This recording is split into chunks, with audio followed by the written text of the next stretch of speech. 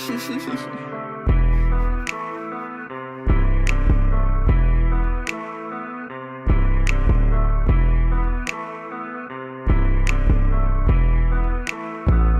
to the Kingdom of Dreams podcast. This is the first episode. We are very, very excited to bring this to you. We are the founders, the creators, and the makers of this organization and this podcast.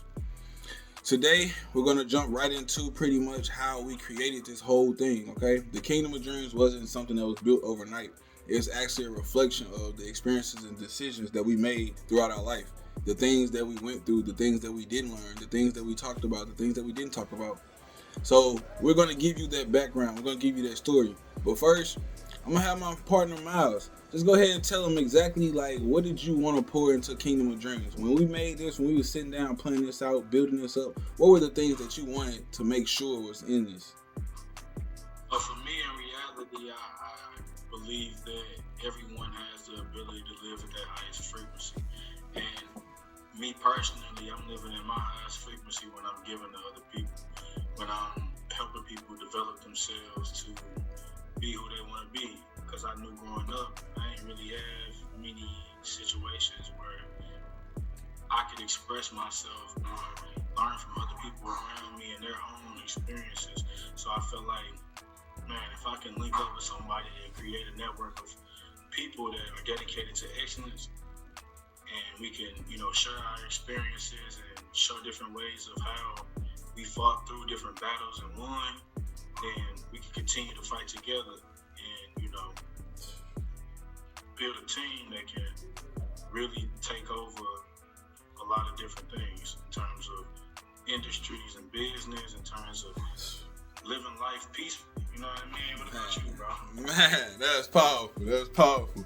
No, bro, and I think that's why we clicked so well and why I think this thing came together so well, because we were kind of aligned on that same frequency. We were aligned in what we wanted to accomplish as far as giving back. We didn't really know that this was our mindset when this came together. But again, it was just we wanted to pour into it. For me though, it was more so I wanted to create a culture where people who didn't fit in their everyday societies could actually come and feel a part of something. You know what I'm saying? I wanted people who had lost hope to have a place to where they can come find it. I wanted people who feel like, man, I'm not enough. You know what I'm saying? They don't view themselves as being able to accomplish what they actually can.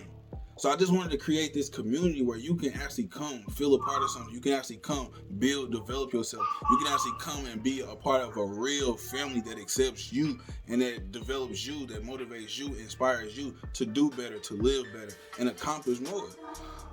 So that was really key for me, you know what I'm saying? And we really, I think we did a really good job. I'm gonna have to give us our own little flowers real quick. We did a good job at building this out, But this wasn't something that, that took place overnight, as I'm gonna keep, reiterating. This was something that, this took us a year to get to this point. But even before, that year, it actually started, at birth.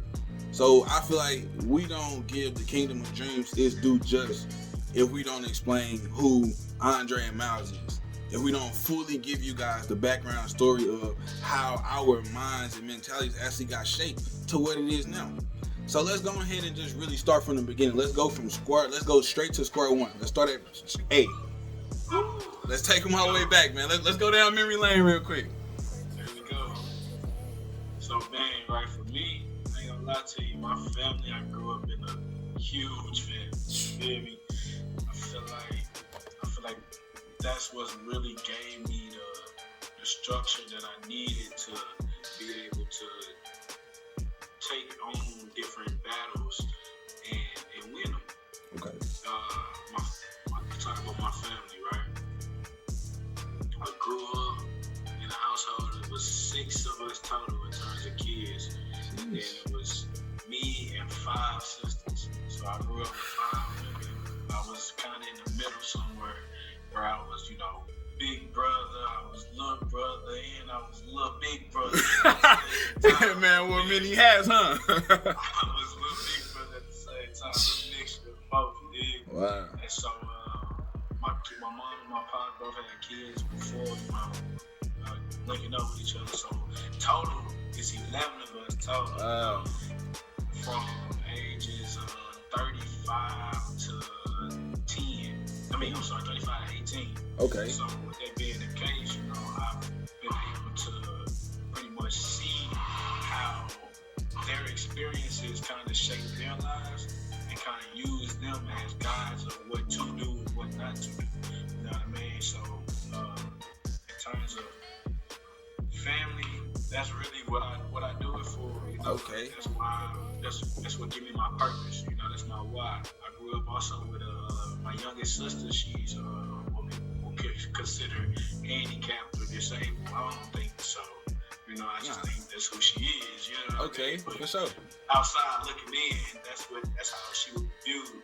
So in reality, that's who really gave me my motivation to never quit.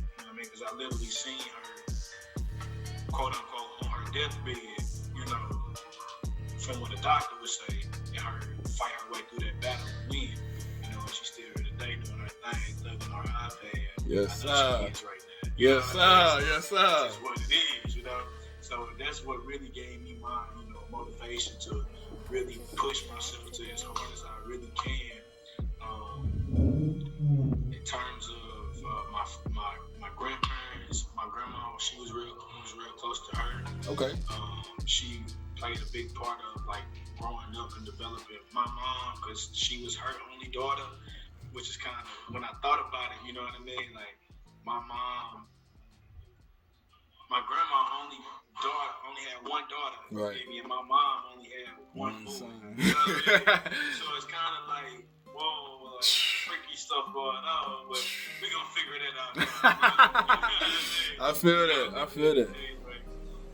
Like I said, my family really what gave me my backbone in terms of my confidence, in terms of knowing how to deal with a lot of different type of people, because that's really what we are. We just a mess of a whole lot of different people that grew up in the same house, So that's what really gave us our beginnings. What about you, bro? Tell me about yourself. Man, so I kind of had the stark opposite of you, bro. So it was just two of us. My mom and dad only had two. I'm the oldest. I got a younger brother, so two boys. I guess when you think about it on the flip side, my grandparents only had two boys, but they got 4 girls, so no girls over here. I actually had the first girl since my grandmama had kids. So all my grandmama kids had boys, and then I had the first girl. So she's super spoiled. Yeah, bro. Yeah, super special, bro. Super special. And then she actually came 11 years after my grandma passed. So yeah, so it's kind of one of those things, she remind the whole family, she really bind the family together like my grandma did. So, but yeah, mom and dad wasn't together. So, it was me, my little brother, and my mom, most of my life, in the one household. So, I shared, rooms with my little brother. There are times we stayed with my auntie. So, it's me, my little brother, my cousins, both of my cousins, all in one room. You know how it go. But that's probably as large as, the family, ever got in, one household, both of those families together. So, I kind of took on, the man of the house, quote unquote, early, being just, that protector over my little brother, getting protective over my mom. Me and my little brother kind of, trained each other up on, how to run off, my mama's boyfriends and stuff, calling ourselves, just protecting the house, not letting nobody come in. You know how little kids get. But, so yeah, that was kind of the dynamic. My grandparents, as far as family though, I was kind of raised by my family, and it's not they was really old school in the sense of it takes a village to raise a child. You know what I'm saying? My mama had me at 21, so that's fairly young. You still figuring it out yourself. You just became an adult, so it's she didn't really have all the answers. So they did the best. Both of my parents, they was 21. They did the best that they could with me. You know what I'm saying? So it's just I really remember being in all of my family members' lives. You know what I'm saying? I remember my grandma having a significant hand in my life. I remember my aunties, you know what I'm saying, pouring significant time and love with me. Uncles, you know what I'm saying? I spent a lot of time with all of my family members, you know what I'm saying? So I really know my whole entire family poured into me. And I think them pouring into me is actually what gave me my drive, It was, their belief in me early on, you know what I'm saying? I don't know what it is that they saw. Like, I was a little kid, it always went to my head, and you know what I'm saying? I never really grasped the depth of what they was actually saying. It was just like, oh, they keep complimenting, they keep telling me I'm destined for this, I'm destined for that. So like, I always kept pushing because of that, but it was like, because I heard it so much, I almost like, I expected it. I kind of knew it. You know what I'm saying? You took it for granted, huh? Man, like it's coming. It's coming. It's coming. So, like I kind of got that mindset early on. So, they start calling me Big Head, but that was pretty much my family. I want to kind of touch on this so people can really understand, like, so they know, like, our family dynamic. They understand, like, where we live. But, like, let's tell them, like, exactly where we live. You know what I'm saying? Let's really break that down. So they understand, like, where we really came from. Like, the things that we saw on a day-to-day basis, the environment that we was around, the conversations on a daily. Like, what was that like for you? Man, long days, long nights, So, I mentioned my little sister, right? So I'm gonna just give you, just a rundown, right? On the craziest day, this is what the craziest day would look like. Okay. In the childhood of my house, right? I would be at school, right? And so from school, for most people, it's hold on. What grade we talking? Let's get some perspective. Elementary. Okay. Hold on now. We at Kennard. Okay, Kennard. Okay, shout out. Kennard from pre-K to, 5th grade, and then we're going to get there. Okay, let's get it. So, for me, it was going to school, right? I played football. I was also in the choir.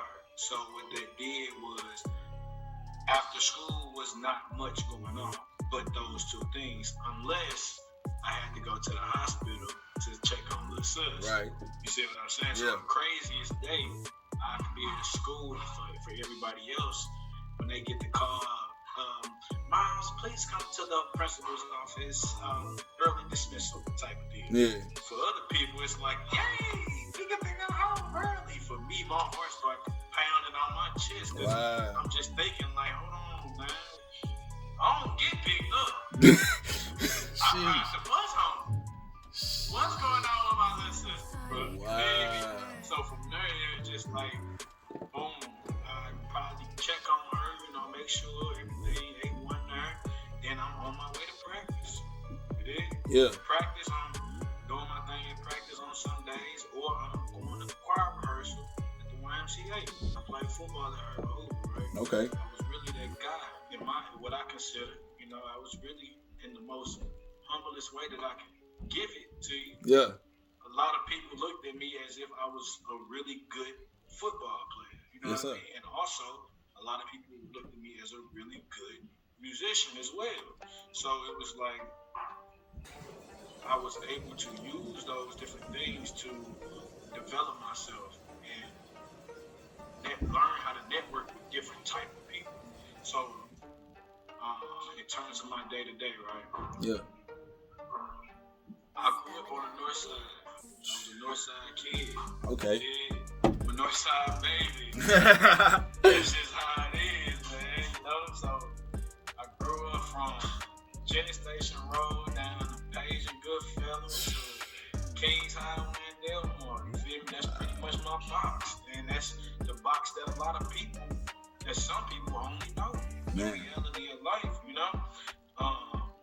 But for me, I was fortunate enough to, have people in my life to show me different opportunities that were, available to me. That I didn't have to stay inside this small square of the north side of St. Louis, because in reality, there's not many things that can offer you. Right. So for me, growing up, it was really the north side. Like, all I really knew was the north side to the west side. Like, my granny and them stayed on the west side. Everybody really stayed with my granny. I was on the west side with cousin and them, and then I'm on the north side playing football at Bird Brothers every Monday, Wednesday, Friday. Hey. At school, but it's every day if we ain't in school. Right. So with that being the case, that's pretty much my square. I say this. I say I grew up in poverty. I don't even like like to say where I grew up because in reality, a lot of us went through the same thing. Yeah. We was just in a different geographical area, you know. It was poverty, and it was dealing with the effects of poverty that really made us who we are. Tell me about you, bro. I know you a Northside baby too. Yeah. So some of those same corners, man. Some of those same corners. I wasn't a Hoover baby. I was a Dickey baby. Shout out them Bulldogs. Shout out them Bulldogs black and yellow. Shout out them Bulldogs. Yeah. So I'm pretty much from Grandin 70. You can go all the way up to Grandin Union. You come all the way down Union to Dr. King, and then just take Dr. King all the way back down. Just shoot back down to Grand, man. Just shoot back down to Grand and loop back down to 70. And like that's pretty much my block. That's pretty much my block. I played we practiced in Fairground Park. We played at the stadium off Kings Highway. I played football, I did baseball, I did basketball. So literally, we played on the Dickey baseball fields. As I got older, elementary, it was just that. But I did the opposite of DSEG. DSEG was, busing from city to county. I actually, my normal day would look like this. So buses left around 6 or 7. So I gotta be up around 4, 5, because mom's gotta be at work. Me and little bro gotta get to the city because that's where the school is, because our support system in the city. But she got us out the city because, she didn't want us in there. So we busing. Well, we getting drove every morning at 4 o'clock to go, it's some support system house. We gotta get on the bus stop with they kids. But by the time we get there in the morning, they kids still asleep. So we take a little quick nap. We get to school. We come back, we wait till moms get off work. We with our support system, so we safe. We get home, we do homework, dinner, all that good stuff. We in bed by 10, we back up by 4. Like that was literally like I was on that regimen, and that was most of my life, So like, and then you add football in there, so you got practice after school, you got the cousins driving you to practice, moms picking you up. Like when I say a village raised me, like everybody kind of played a part in, getting me to where I was. So like for me, I think that's what instilled in me. Like, yeah, I was raised around poverty, but my family made it seem so sweet, bro. You know what I'm saying? Like poverty didn't seem like poverty. Hold on, not to cut you off. Go ahead. So adapted to this poverty, bro. So man, like legit, like it wasn't until I got into other, environments that I actually realized I was poor. You know what I'm saying? It wasn't nothing for us to eat noodles, you know what I'm saying? Hey, that's them. We straight. We got a bowl of cereal. We good, G. We straight. How many bowls of cereal you have? That was breakfast, lunch, and then what you talking about, bro? We straight though. Like, I had 3 different kinds. What you mean? So we was good. You know what I'm saying? Like it wasn't nothing. Like I didn't think nothing of it. And it's not to knock the lifestyle. It was what we had to do to get by. But it was like that was, you really don't know until you know. So like that was my box, that was my mindset, I had these gifts, these talents, I was very athletic, I could, they told me I could play any sports, I pretty much tried them all, I only did some of them league, organized. So I did basketball, I did baseball, and I did football. Good at all of them, always, the captain of the squad, like the leader of the team. Stood out and everything, so it was like, it wasn't nothing that I couldn't do. That's why I said, like, it got to my head at the point. It was like, everything I do, I'm good at. Like, I stand out. I went to school, I was on honor roll, kindergarten through 5th grade, bro. Honor roll every year. Didn't try it, bro. Like, wasn't trying. Like, it was like, bro, it comes natural. And, like, honestly, it's just, that was really the mindset. You know what I'm saying? And, like, it kind of carried over into middle school, so, like, before I even get to middle school, because that's a different segment. So we gotta hold on, because this is very integral. This is an integral part in my life. I bounced around a lot. He said Kennard was his elementary. I can't give one school credit for my elementary schooling, and the list kind of goes like this. So Cope Brilliant, that was my first school I went to, kindergarten. I transferred out of there. I don't even know what semester, and I ended up going to Ashland. So we still within my little square. From Ashland, I went to EHLA. That was outside my square. That was actually downtown. Anybody know where the City Museum is? That's where it is, right there. From EHLA, I went to Scullin. From Scullin, I went. I transferred out and went back to EHLA 4th grade year. Then I went to Lee Masters out in Riverview. That's when I moved in with my father for a year. And then I went to Lee Masters out in Riverview. And then from there, I went to Wyman on the south side because he moved to the south side that same year. Yes. Oh, the list goes, bro. From Wyman, I finally, 5th grade, so this was all 5th grade. Lee Masters, Wyman, and then finally Malincrot was the last school in 5th grade. I graduated 5th grade from Malincrot. And then that brings us into middle school. But the point of me bringing up all of those schools was this is why I want to build that community where people feel they're a part of something, where people feel, you know what I'm saying, they can come and actually be a part of something, feel like they belong. Because I bounced around from all them schools. Like, I had to make friends every time I moved. I had to make friends every time I transferred. I had to reassert myself or try to reinvent myself or try to fit in with a different group every time I moved from one school to the next. So honestly, like, it created identity problems by the time I got to middle school. Middle school was the first time I actually stayed in one place from start to finish.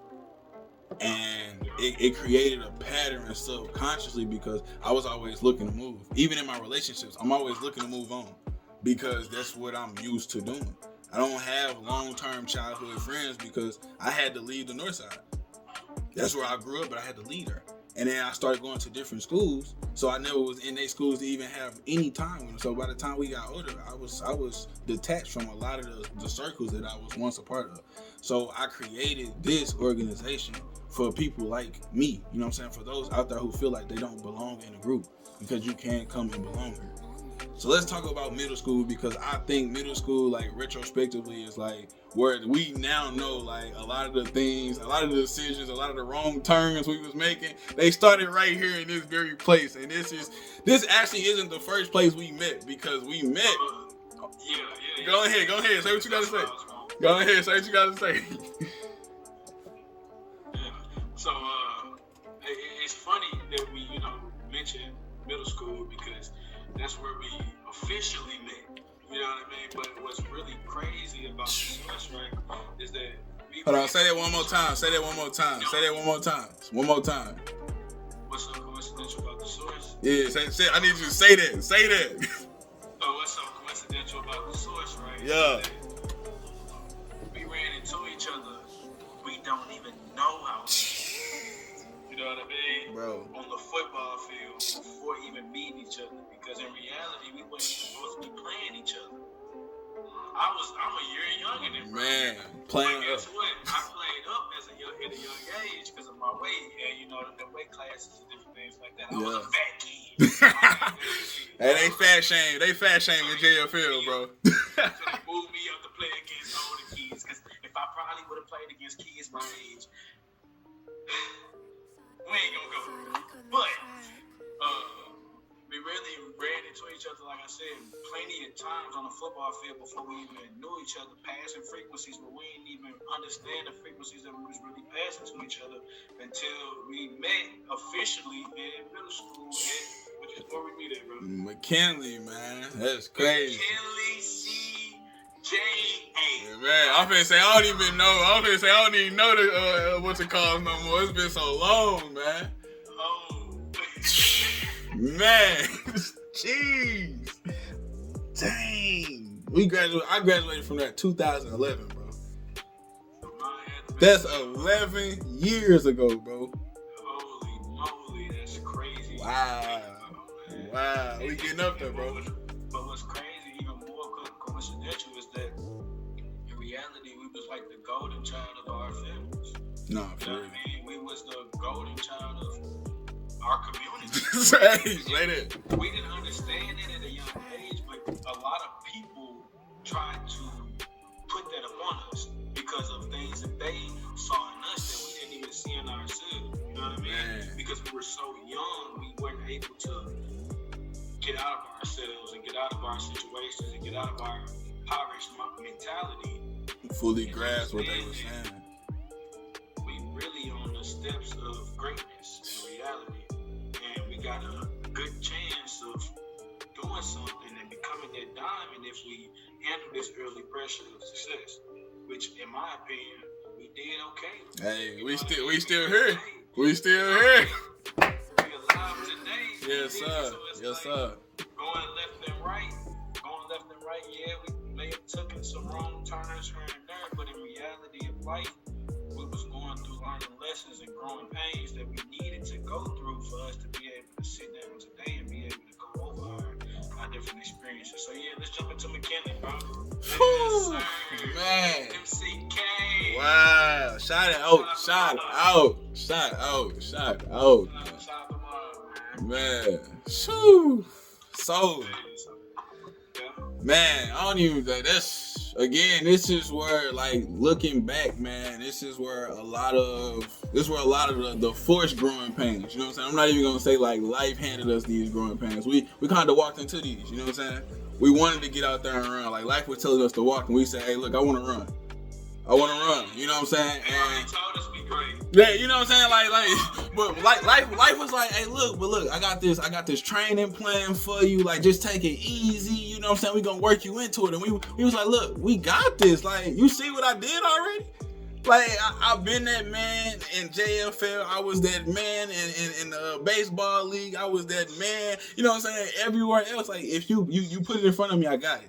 Honor roll all the way through elementary. And then it was just like, I got this. It became too easy, and that was literally my mindset as it formed. So again, I'm in this same situation where I'm transitioning into a new environment, new people. So I walk in 6th grade, and I don't have no immediate friends. Like, everybody came from Kennard, or, you know what I'm saying, from some feeder school. I had probably like 2 or 3 people that came from Mellencrot, and like, we didn't really hang out at Mellencrot. So it's like, we knew each other, but we didn't, you know what I'm saying? Like, we wasn't finna start kicking it now. So it's like, I had to fend for myself and find my own little lane. And, you know, another close associate, Jay Bird, that was the first person, like, that gravitated to me. And it was more so on the football thing, you know what I'm saying? We knew each other from the field. So it was like, we was in school, and then, you know what I'm saying, we be playing each other on Saturdays. So it's like, you know, we come back, have something to talk about while we're wham, and that's kind of how that developed. But again, Jay Bird, he played basketball. I didn't try out for basketball my first year at McKinley. So a lot of the time, you know what I'm saying, that, you know, that was my only friend at a point in time. So it was like, I ain't had nothing to do when he wasn't around. So again, it was like, all right, where do I fit in? Where do I find my mesh? Because the school didn't have no football team. At that point in time, we didn't even have flag football. So it's like, I didn't have my mesh point. So it was like, okay, cool. Well, I'm just gonna figure out these little girls then, you know, like, they starting to grow, they starting to look good, like, and I'm not looking at just my grade. I'm the bottom of the totem pole, you know what I'm saying? I could look up now. So it's like, that started to become my focus in a sense, because I didn't have many friends. So it's like, well, I'm just gonna start just mingling with all these girls. And, you know, my reputation became quickly, you know, synonymous with a player, or, you know what I'm saying, a womanizer, however you want to look at it. And for me, it was my way of fitting in. You know what I'm saying? I became a cool kid because all the girls wanted me. You know what I'm saying? So I didn't have to play sports no more. I didn't have to, you know, try to find friends. It was like, I occupied my time with a female who wanted to give me some attention. So that was like, looking back, that was really my mindset, because I was searching for a community that I could be a part of. The problem was, I chose to be a part of a community that was going to bring more harm than it was, you know, development and growth. So my mind, like, again, instead of walking, I chose to run. You know, some things happened early on in life, before, you know, middle school had even happened, that kind of exposed me to, you know, the sexual realm of life. But I knew what it was by that point in time, you know what I'm saying? So that quick turnover of trying to put my energy into females, it clicked, you know. And I was doing things I'm not proud of, you know what I'm saying? And that legit, you know what I'm saying, it became a mindset for me though. Like, that was my mindset, get girls, you know, like, put my energy in girls. So that honor roll, that was the first thing to go. You know what I'm saying? Wow. Honor roll was the first thing to go. So school, because especially where we go to next after McKinley. Oh man. That's crazy. Man, so honor roll was the first thing to go at McKinley, you know what I'm saying? And then it was my character. You know what I'm saying? I start again doing things I'm not proud of. You know, like I would never want my kid to come back and have these stories later on in life. You know what I'm saying? I was doing things that no middle schooler should be doing. You know what I'm saying? And sure, publicly right now, I apologize to the females that I was doing it with because we ain't had no business doing it. You know what I'm saying? So it's like literally even like just So keeping it short, we gotta what I'm saying, like go ahead. And what's crazy is like with us having that similar growing up, you know what I mean? Man. In terms of like, don't get me wrong, I grew up in a household and pops was together, but they're far from a happy home, you know what I mean? So I seen my pops treat my moms any type of way in certain situations. Yeah. I seen my mom treat my pops any type of way in certain situations. So a lot of it that bled over into, I'm in middle school now, I'm getting older, my bars drop. In reality, I'm smelling myself. And like the difference between me and you in that situation is that I pretty much knew everybody coming into the school because, like you said, it was a feeder school. Nora was a feeder school to McKinley. So 98% of the people that I was in 5th grade with went to McKinley, and we was all with each other then. So don't get me wrong, was I considering myself having girlfriends and stuff like that in Kennard, of course. But as you get older, you really start tapping into your manhood. Yeah. You know what I mean? Tapping into your manhood, right? Yeah. So for me, it was just like I allowed that to distract me. You know, I allowed my popularity. I allowed my leadership abilities to really distract me from who I really could have been to a lot of different people in that time, because I was at a different point in life compared to a lot of the people that I was dealing with on a day-to-day basis. So I could have made a more positive effect on those people, but I was still stuck in my foolish ways, right? Yeah. So for me, adolescence was pretty much about having fun, bro. Having as much fun as I possibly could, bro. Wow. Pulling as many girls as I possibly could, bro. You know what I mean? Like, it really was what it was about, you know what I mean? But what they realized down the line is that caused me to have a lack of emotional intelligence due to me not really having an understanding of my own emotions. And like you just publicly apologize to people. Let me do the same. Hey, you know, it's the platform that I dealt with in the past, in terms of friends that I had or associates or anybody that crossed my frequency that didn't take the positive frequency that I have in me. I greatly apologize because I understand how it affects their frequency. You know what I'm saying? Yeah. So that in the case, that caused me to really have like I said, lack of emotional intelligence. And I didn't really know how to effectively communicate my emotions. So a lot of the times I suppressed how I really felt because in reality, at home, I was going through so much shit that I really had to suppress, because if I thought about it and let that get to me, you know, and I'm telling, you know, probably in reality, being raw and organic about the situation, I probably would have killed myself. You know what I mean? If I really focused on all the bad that was going on at home, you know what I mean? I probably wouldn't have made it to this point, but I was able to suppress some of it, which is kind of good, but it ain't always good when you ain't got no opening to express anything.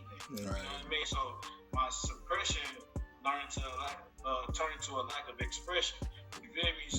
So now, some people that would think back and consider me to be a leader, you know, but a leader the most. But some would consider me to be a bully, you know what I mean? Yeah. Just because I didn't understand emotions and how real they were to other people because of the way I was able to deal with my own. And I was okay with sacrificing somebody else's emotions for entertainment. For my own pleasure, make the crowd laugh, if it was to make me laugh, if it was just to make time go by, I found joy in, in it. and it came with the price of hurting other people. So I'm glad that you opened the doors to that apology, because that's definitely due to a lot of people. You know what I mean? But you touched on two things, but before I touch on those, I just that apology piece. You know what I'm saying? This that space to change. You know what I'm saying? Like we understand like that's who we were. You know what I'm saying? Like in those moments, that's who we were. That's not overall who we were. You know what I'm saying? That's not overall who we are. So just in those moments, you know what I'm saying, we're apologizing for the bad, you know what I'm saying, that we put out there, because we know we full of good. You know what I'm saying? And the 2 points I wanted to bring up was distractions and influence. Because again, it was what we had going on at home, all the stress, all the craziness, all the emotions that, you know what I'm saying, we trying to shuffle through, especially as young black boys, you know what I'm saying, the world telling you be tough, you can't cry, you can't deal with this. So we young trying to figure out like, okay, I can't cry, but I'm kind of hurting. But man, you know what? Forget it. Let me just go ahead and distract my brain and find some type of pleasure, some type of peace, because I don't even know how to deal with this over here, because don't nobody want to help me deal with it, and I don't know even where to go. But get kind of hurt. I had to euphemize though. Man, for real though, legit. Needed shoulders to cry on, for real. You know what I'm saying? But it was, you know, we had to bury ourselves in distractions, and you know, for the most part, it was football, it was sports that we did. You know what I'm saying? But sports only lasted so long. Seasons only went so long. I'm in class for 8 hours. I need something to do. You know what I'm saying? I'm at home and I got all these problems. My cell phone is gonna take me away. So I need a number to dial. You know what I'm saying? If I got a cell phone, I need a number. And if that number don't, I need another number. And if that, so look, it was about, we ran up all the wrong numbers. You know what I'm saying? We put a lot of hours into things that didn't give us the value that we actually wanted. So again, putting out those frequencies, that's why, like, again, that changed. You know what I'm saying? So influence, I want to speak on that. We, again, both leaders, you know what I'm saying? Like I said, captains of pretty much all my squads. Like every squad I pretty much played on, I became a captain. I became a leader in some type of way. I was always that go-to person. Like even, but like juniors couldn't be captains, you know what I'm saying? But I was the hype man on the football team. Every Friday, like I'm gonna get us ready, you know what I'm saying? Like we ready, you know what I'm saying? Like Slew had a different jumping jack before I got there. I added on because that was me, and they went with it. The coaches didn't even want me to not change it. Like they was cool with it. Like that was the presence that I always brought. But when I was younger, I didn't use my leadership the right way. You know what I'm saying? Like you said, I used it to pretty much get lynch mobs on people. You know what I'm saying? I could get people to turn on people. I used my influence to get what I wanted. You know what I'm saying? I used my influence not for the better. You know what I'm saying? I could have been using my influence to build everlasting relationships. I could have been, you know what I'm saying, developing meaningful relationships, but instead I was getting my temporary distractions, getting my temporary fixes. And now I look back, and again, that's why I had to get an apology, because it's like, I'm not that person. And I know for a lot of people, they see my name, and they got those bad memories, and it's like, I know I'm not that. And I'm gonna live every day making sure, like, you know what I'm saying, I don't go back to that, you know what I'm saying? And that's why we built this, you know what I'm saying? That's what this podcast, this platform is for, so we can let people know, like, all right, we are changing every day. We are growing every day, and that's what it's really about. You know what I'm saying? We not still living, you know what I'm saying, how we was living in middle school, bro.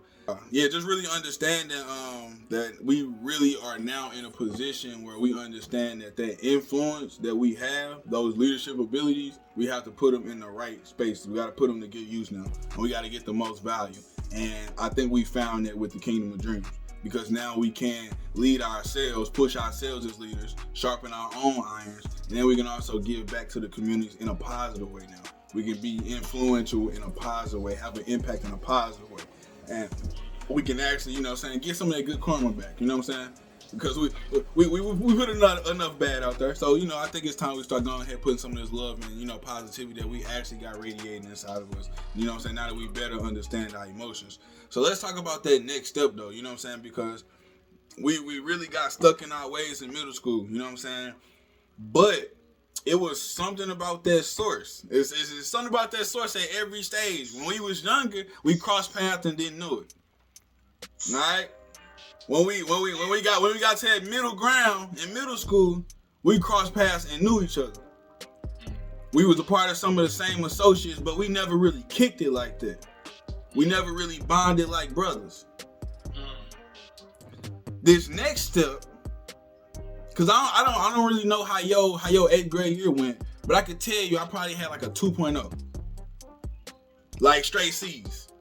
Yeah, 8th grade year, I ain't gonna lie to you. I was kind of more so on my ball game because I knew where I was trying to go in terms of high school. So I knew like if I did not, there was a chance that I wouldn't be able to qualify For sure. You know, for sure. Step. Yeah. But hey, I'm gonna be straight transparent. I probably had a 2.0 straight C's, maybe a B on that joint. I was still chasing tail. I was still doing exactly what I was doing when I got there in 6th grade. Just having fun, bro. Just having fun. It was a lot of fun. Hey, definitely a lot of fun. School was fun. Like, people don't understand, like... It was like no care in the world, like... You feel we me? was Like, wildin'. We was wildin'. We was wildin'. That's about the best way to put it. When y'all left, it was just like... Yeah, y'all had pandemonium. Ain't that like the year-old girl like got beat up by like 17 girls or something like that? Or was that the year y'all was out of there? Oh no, that was the class under us type of thing. Dang. Nah, it was definitely. I think it was maybe like 1 or 2 classes. I'm finna say, cause that was like on the news or something. Yeah, I want to say 1, but yeah, we definitely took like our seniority to like the extreme. You know what I mean? I'm already knowing. To the point where we walking down the hall in a line, and if you don't get out the way, you get ran over. Jeez. It's just, it wasn't good, man. It got bad. Sheesh. Definitely, we're at the point where it was like, we have to do something about these guys. Like, they pulled us to the side type of deal. Like, y'all can't be doing this. I mean, I know he was bad. Bro, you remember the chest down boxing matches in the bathroom, man? Bro. Gee. Bro, yeah, we was wild. That's an episode. Man, bro, we was wild. But yeah, so 2.0, man, 2.0, and I had filled out at that point, I filled out for 3 schools. Sodan, CA. No, at this point in time, it was just 2 schools. Sodan and CA. I didn't have to apply for Rittner, because if I was going to stay with my mom's out in Overland, I was going to go to Rittner, so I didn't even have to apply for that. So Sodan and CA was at that time considered magnet school, so you had to go through like a little application program or whatever. So I put in my apps for that. The football season had ended for us. This is 8th grade year. We playing 14 Unlimited. Me and Jay Bird, City Rec, Hoover. They end up winning the championship that year. I think it was like 13-7 or 13-6, something like that. Close game. Just couldn't pull it out. Sound like some boys, but but anyways, so we, you know what I'm saying, season ended, you know, football over, you know, we all finna go off to high school. It's high school ball now, you know what I'm saying? Yes, and again, the source at each stage, I brought that up, you know what I'm saying? We got stuck in middle school, but the source at each stage, you know what I'm saying, has had his hand on us in a way, you know what I'm saying? In my life, it was so much different because again, my 3 prospects was Rittner, which was average, CA, which was, you know, above Rittner at least, and then Sodan, which was kind of somewhere around Rittner. So, you know, like, and neither one of those 3 schools is anywhere near where I end up going. But the reason, like, the story behind me getting into SLU, that's my high school, St. Louis University High School, the story behind that is so crazy because my opposing team, the team we played in the championship, they boys got invited on a tour to go to SLU. I actually didn't get that invite. They didn't come to my team. They didn't talk to none of our boys. But the coach, Tito, I gotta shout out Coach Tito. You know what I'm saying? He legit, he invited me out. He said, hey, Jay Bird knew me. He said, hey, call up your boy, see if you wanna come. I went over there. I spent the night at Jay Bird's house that night. We got dressed, you know what I'm saying? Coach picked us up. We went. I arrived, bro. When I say camp is crazy, I ain't never seen a height. Like, I thought CA was doing something. Like, you know, CA was a modern building at the time. You know what I'm saying? I thought CA was doing something, bro. I pull up and we pull up at the soccer stadium side. So like, you know, you go into the soccer stadium with a track field that like all that is just one big stadium, like just the baseball diamond and the track field with the soccer stadium. I'm like, bro, this is crazy. And like across the street is the football arena. What? Y'all, what? This is crazy. PHL Sherfields. What you talking about? You got your own? And y'all got an emblem in the middle, bro. So we get the tour. You know what I'm saying? They giving us the works, you know what I'm saying? We get the whole like financial aid deal, you know, boom, boom, bow, boom, boom, bow. And then at the end they was like, we just want to go ahead and do your interview process right here. I'm on the spot. Hold on, what y'all mean? Sheesh. You sure we doing this? Like this? Sheesh. I sit down with a teacher. We all sit down with a teacher, you know what I'm saying? And we have our interview process. Crazy thing is, it was 5 of us. Out of all 5 of us, the one that wasn't even supposed to be there, I got in. None of the City Red kids got in. And I know for a fact Jay Barry Graves was better than mine that year. But it was, I know one thing about me though, like I was always charismatic and I was always good with my words. I had that gift of gab, you know what I'm saying? But like I was able to sell myself in that interview, I know, like, and I know that's what got me. That's why I said like the source had me, like, you know what I'm saying? Like he definitely had me because I wasn't supposed to be in that room. But because I got in that room, you know what I'm saying, I showed out. You know what I'm saying? All I needed was that opportunity, and that opportunity really changed my life. You know what I'm saying? Because the path that I was headed down, if I had went to any of those 3 schools and remained in a co-ed system, I can't see nothing but bad out of it. Like honestly, bro. Saved my life too, brother. Cause I ain't gonna lie to you. Like for me, it was a couple of options, but a lot of them were surrounded around sports. A lot of it was surrounded around football. Yeah. My options were pretty much CBC, SLU, DeSmet, Parkway North.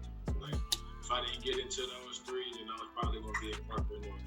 But thankfully, I was able to get into all 3 and be able to say, which one do I like the most? And just like your experience was at SLU, I had that exact same experience at CBC.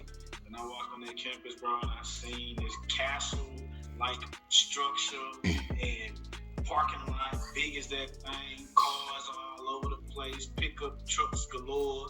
You know what I mean? It just was like, yeah, I can find my way. Man, you know what I mean? I can do something, you know what I mean? So I ended up applying, having an interview and different things like that. But it was, for me, it was just a major transition of honestly going to school with white people. If I'm being completely the culture shock. It was the culture shock of, wow, it's really rich people in the world. hey, no. You say that though. You say that, and I really want to reiterate that statement because again, where we came from, if you had a nice car, you probably was doing something you weren't supposed to be doing. It's really rich people in the world. You know what I mean? So it's like, it's how do I become one of those guys? You know, what do I need to do to make sure that I am doing something similar to something that they got going on? Yeah. So for me, after middle school, going to McKinley and going through all those different experiences and shit like that, stuff like that. Oh my goodness, monster. What's up, little man? Going through those different experiences, it really like gave me like you said, the culture shock that I needed to go through for me to understand the world as a whole instead of understanding poverty. Because all I knew for 18 or 15 years was poverty. Man. You know what I mean? All I knew was the north side of St. Louis. I didn't really know. And going and having to take a 30-minute bus to McKinley and then get back on the bus and going back to the north side. Real still. So having to wake up at 6 o'clock in the morning just to get on the bus to go to McKinley. You know what I mean? While other people can wake up at 7:45 and catch their bus at 8 and be at school by 8:15. You know what I mean? To get to their first class. So it was definitely like hurting. That transition helped me because now I'm at a point where I'm having to do similar transitions, but I've already been through those a little bit for me to be able to have a little bit of an understanding of how I can get to that next step of the transition. So, like I said, CBC was really like the in terms of like, dang, bro, like you ain't gotta be, you feel me, the gangsta on the block, you ain't gotta be, Joe Blow down the street, you don't gotta be crackhead Freddy from up the alley. You know what I mean? You can actually build yourself and be around people that want better things out of their lives. And so, hold on, because I want to just briefly interrupt because it's to the culture shock. I don't want you to leave on that. You know what I'm saying? Well, not yet. So with the culture shock again, it is that we went from classrooms where we might have had maybe 1 or 2, 3, 4 at the most white people, you know what I'm saying, in class with us at McKinley, to being 1 of 2, 3, maybe 4 at the max black kid in class. Okay. So it was like, for me, the first day of homeroom is Emil went to McKinley with us. Emil Beckford was in my homeroom. That's the only person I know, and he happened to look like me. But, Emil was also super intelligent. You know what I'm saying? Like, even at McKinley, he was on the A side. McKinley had A side, B side. A side was the smart side, B side was the, that was the kids who they was there. You know what I'm saying? Hey, I was definitely B side. Wasn't nothing wrong with it. You know what I'm saying? We here now. You know what I'm saying? So that label they ain't do nothing for us. It was just how they did it in the school. But he was on A side. You know what I'm saying? And A side kids they took advanced courses. They about went. So, he was already on that tier, you know what I'm saying? He fit in perfect, you know what I'm saying? When he got there, like, he was good. He was in his atmosphere, academic rigor, you know what I'm saying? He was there with it. For me, it was like, this, I don't know this, bro, you know what I'm saying? Like, I don't know uniforms, because at this point, I ain't warm in 3 years. I don't know this first, like, hold on, we got homework over the summer. I got a test on the first day of class. Like, you giving me real homework on the first day of school. Like, not just like, hey, go sign some papers. You know what I'm saying? Have your parents sign some papers, get back to me in the morning. No, like, go read this. You got 3 pages of that. Like, no, every class giving you home. Like, I'm not used to this, bro. The culture shock really was in the expectation. Because it wasn't that they wanted more. They expected it. So I got around people who expectation, their mindset was different. So yeah, it was the culture shock that woke me. I was like, hold on, it's more to the world than peanut butter and jelly sandwiches for lunch. It's a world out there where a mom can stay at home and literally make sure all the family needs are good, and dad go get the kid and the kids are straight. You know what I'm saying? Mom take care of everything. It's a life out there where 2 parents come home and they literally pour into their kids' education. Like, I was getting exposed to a whole lot of new things, and it was opening up my mind left and right. And I think that really started the conflict.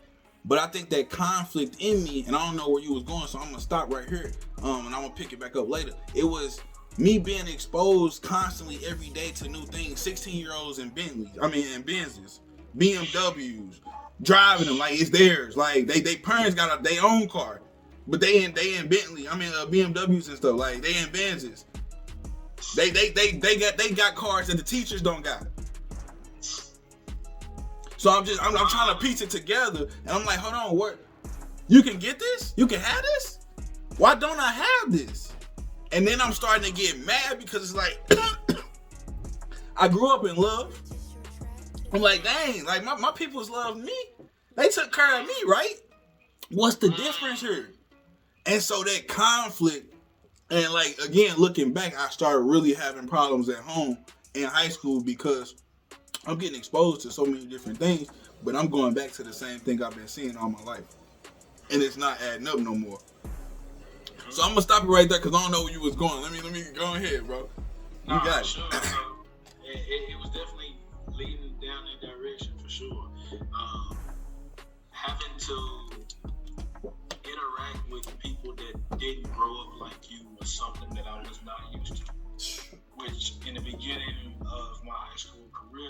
it kind of like put me in a little bit of a shell because, like I told you, Herbert Hoover, I was that guy.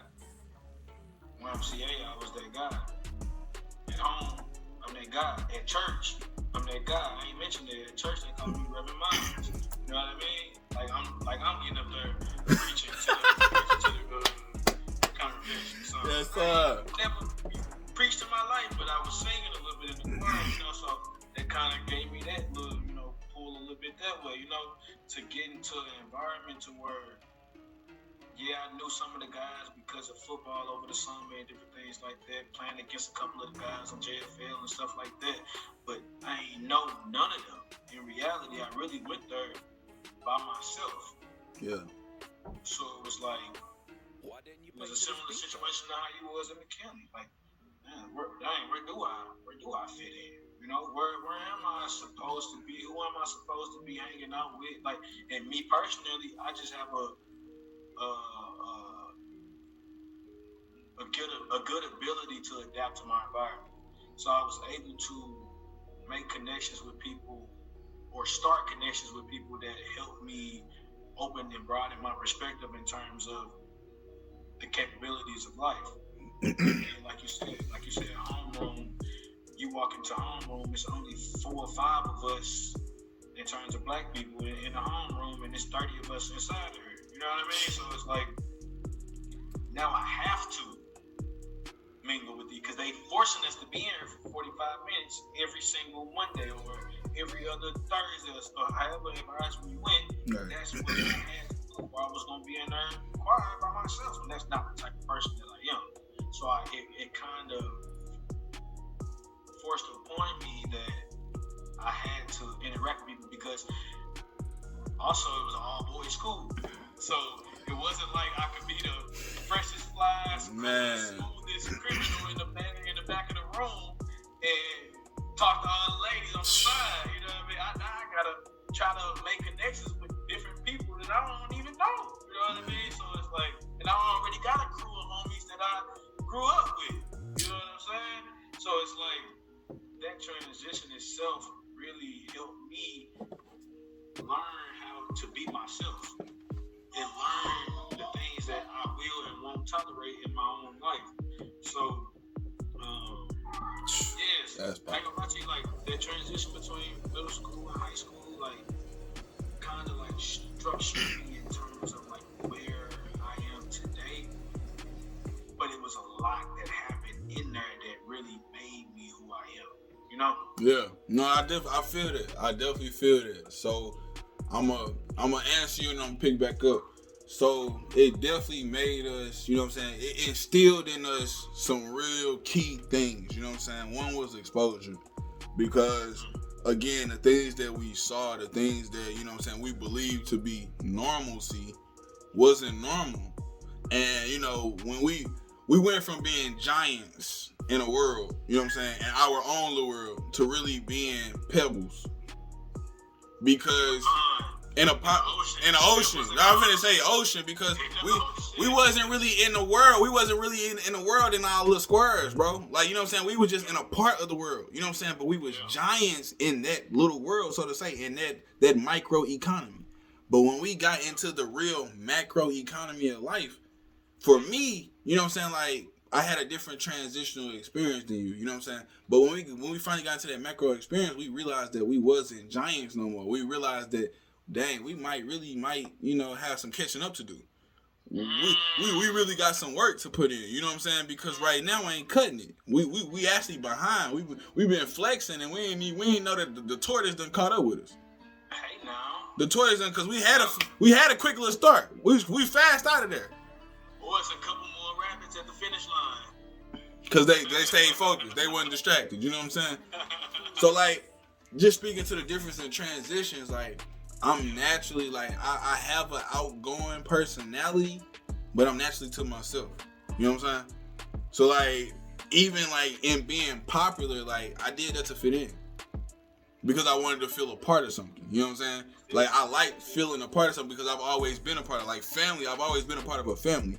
But outside of family, I wanted to build that same things with like friends. You know what I'm saying? So like And middle school, that was really easy because everybody looked like me. Everybody understood, you know what I'm saying, the background that I came from. They understood the lifestyle that I was going through. You know what I'm saying? Like every other person, you know what I'm saying, probably had the same living situation. Single mom raising kids. Like, you know what I'm saying? Like, we probably could walk all the way. If we lined up everybody that graduated from those 3 years that we was there, we could literally walk down and every other person probably be in that same situation. But I transitioned to where that wasn't the norm no more. Yeah. I got moms dropping off, dads picking up. I got both parents on Friday night cheering, got their jerseys on and some more. At the game, doing it up for the tailgate. Come on now. So it was like, it was different for me. So like, I think that, like, seeing those changes, it made me go on my shell more.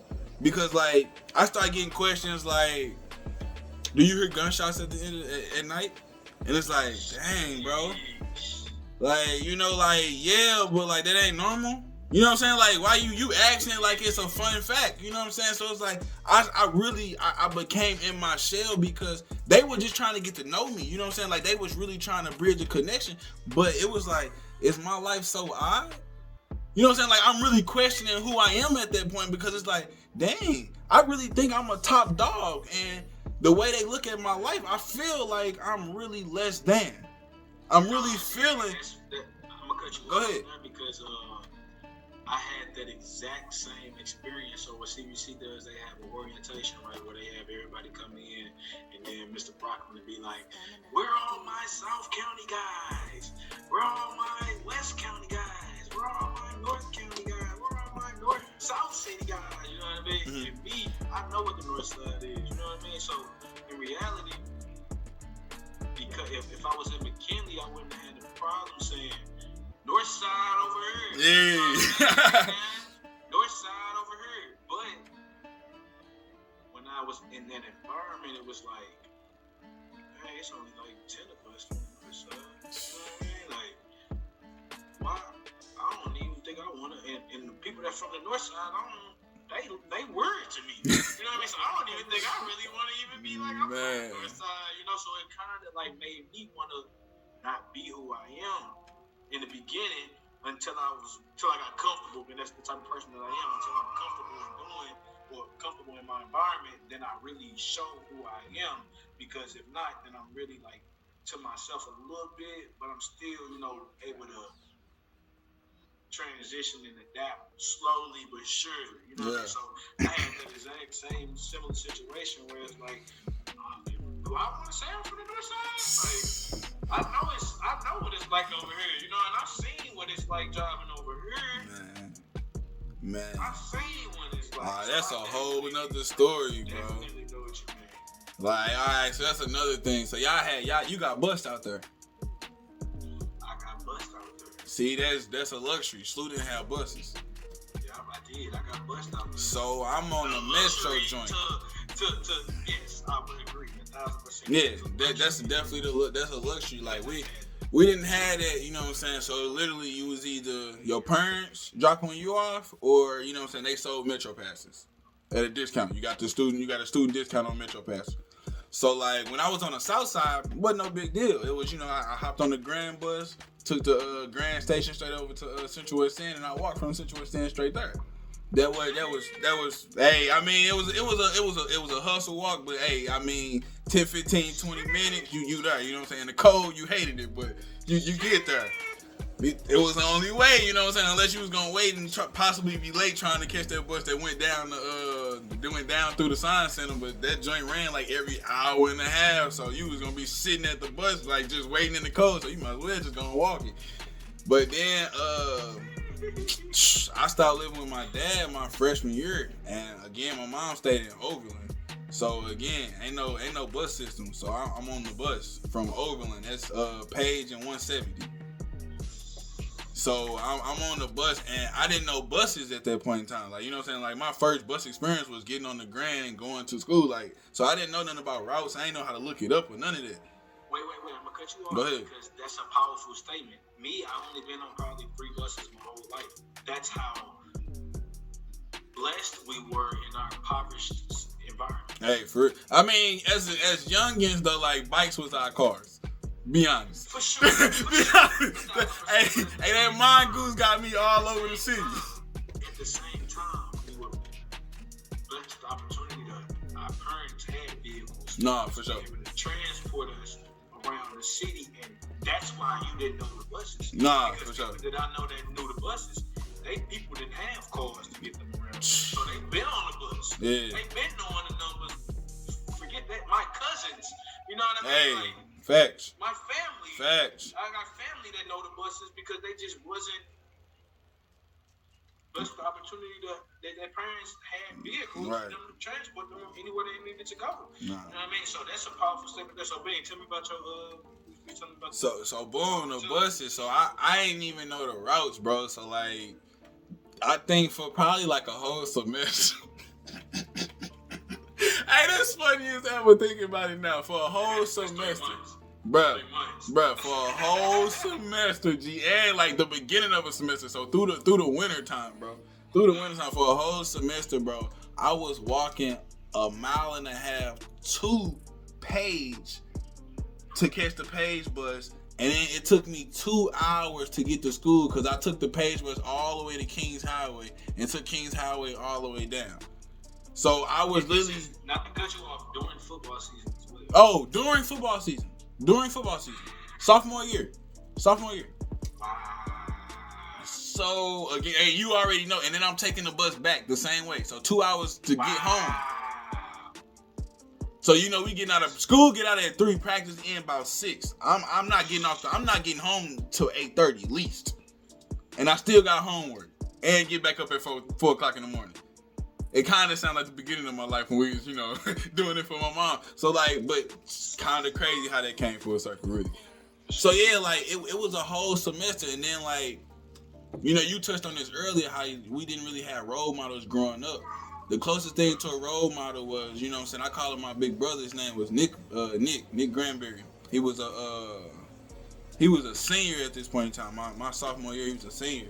But he picked me up, he dropped me off at the practices, he take me home once the season was over, and I wasn't on the bus, that second semester, unless like he really had something to do, but he had me, didn't look out for no gas money, like the first like real honest dude, like wasn't like on nothing, like most, bro, you get in a black man car, hey, you gotta give me some gas, you out the way, like he lived in Florissant, so he was going out his way to drop me off.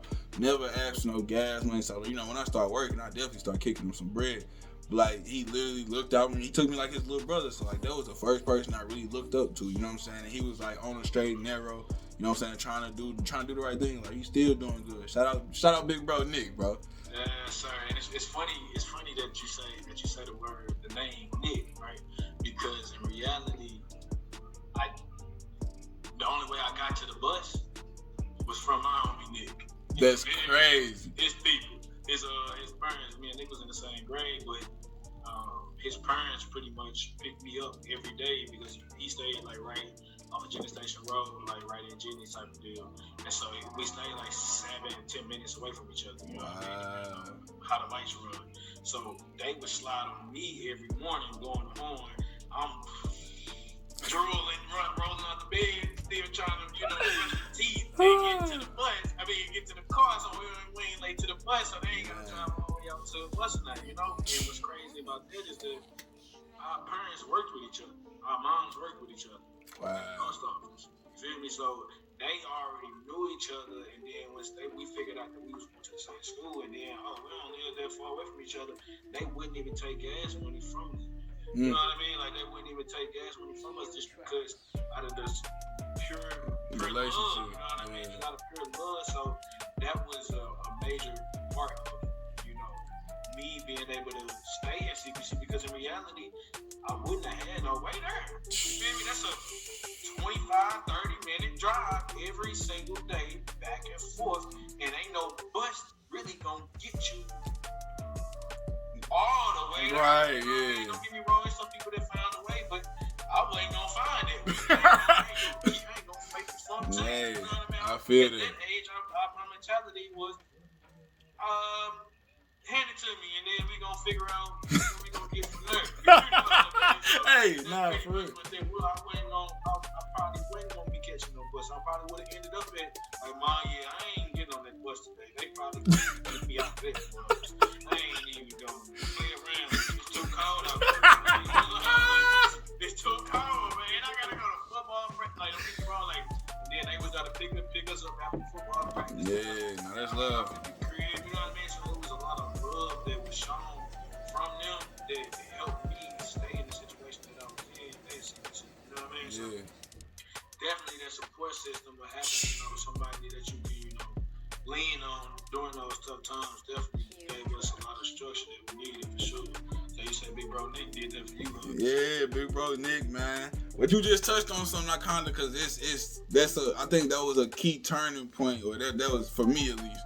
Was it a time, while you was at CBC where, maybe grades got in the way, or, maybe it was a point in time where your ride was iffy, like you just said, like, if your ride didn't come through, you probably wouldn't have went there. Was it a different time where, that probably would have been a case where you was looking at possibly leaving or was considering another school?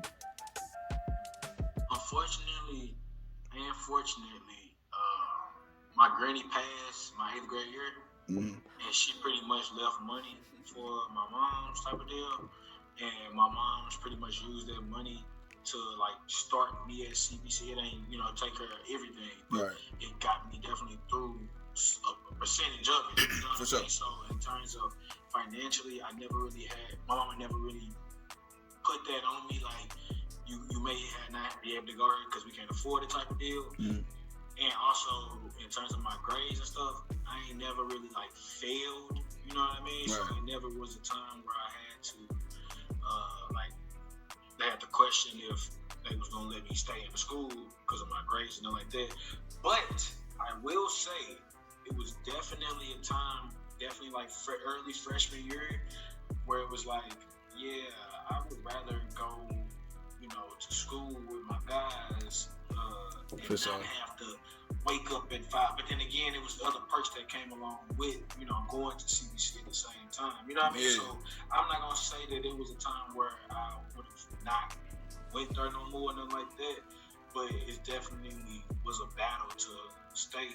You know what I mean? For sure. So I actually got. But yeah, for you though, you say it was, some times where it was like, brother.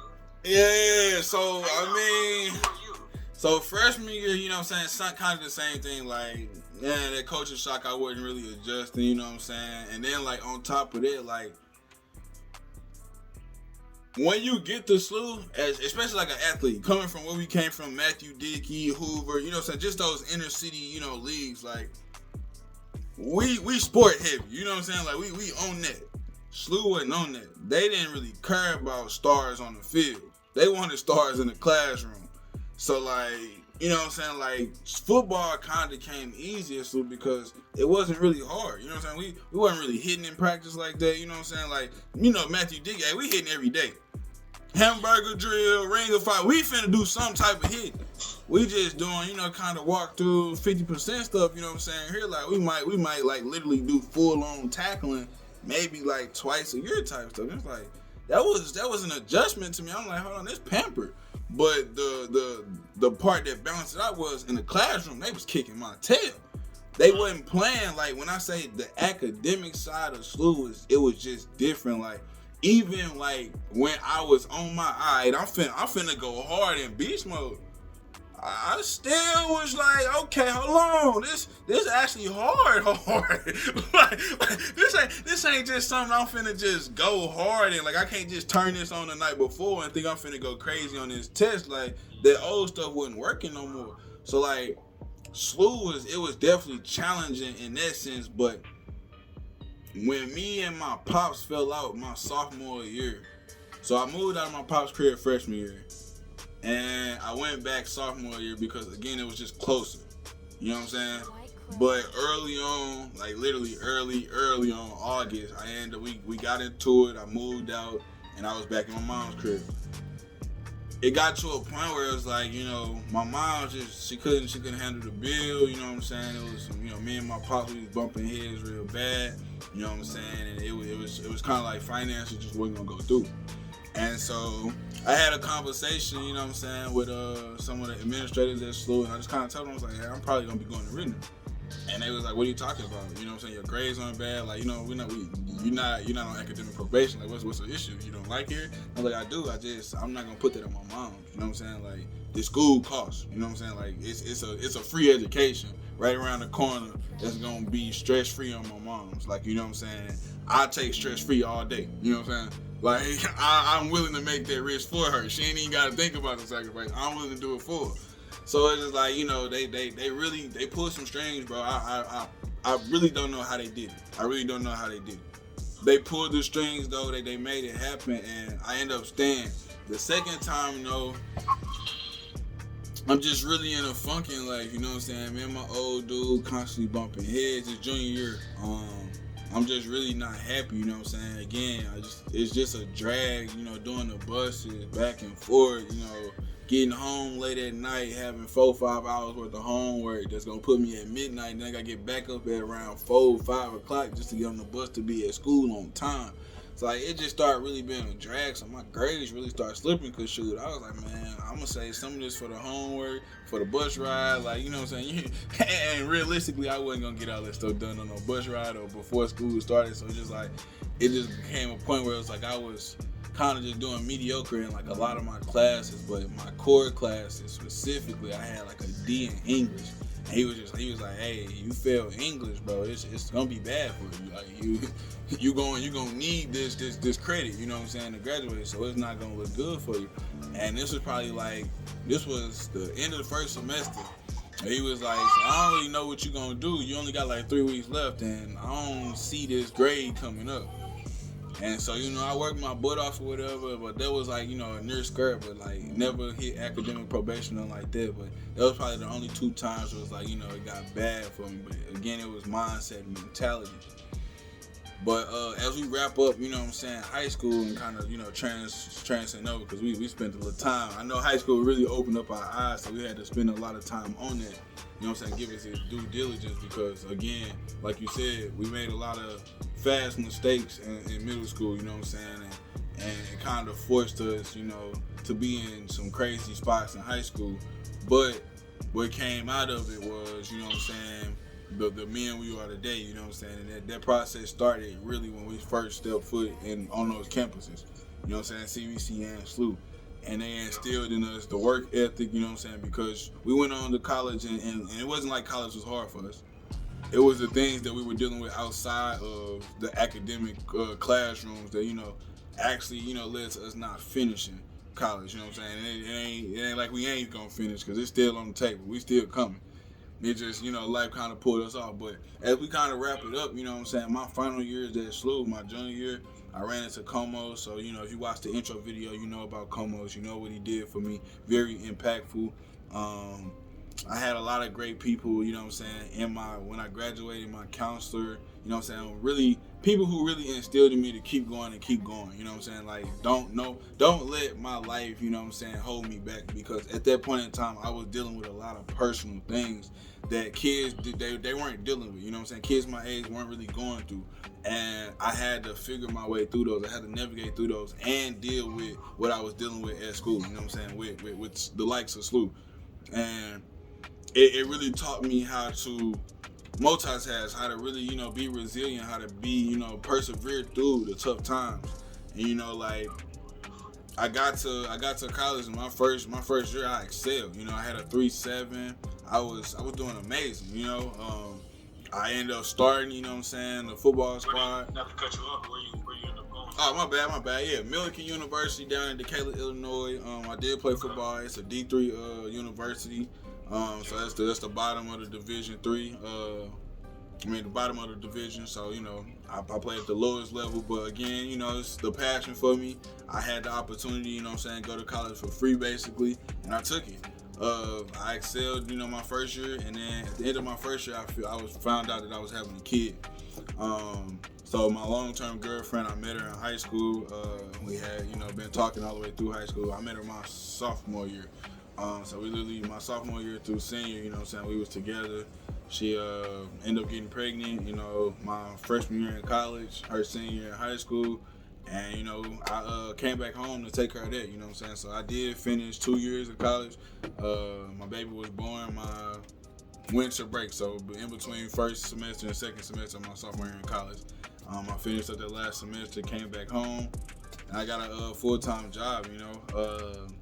Just really trying to provide, and I think SLU kind of put that in me because I wanted different than what I saw in my family. You know what I'm saying? I seen my family have what they had, and I didn't want my seed to have that. You know what I'm saying? And it's not to say like what they had was wrong, but it wasn't enough. They didn't dream big enough. They didn't want, enough for me, for my liking, because I seen kids at 16 driving Benzes, and I wanted my daughter to have that because why not? Why doesn't she deserve that? You know what I'm saying? And it's not like a jealousy thing, but what makes them more deserving than me? You know what I'm saying?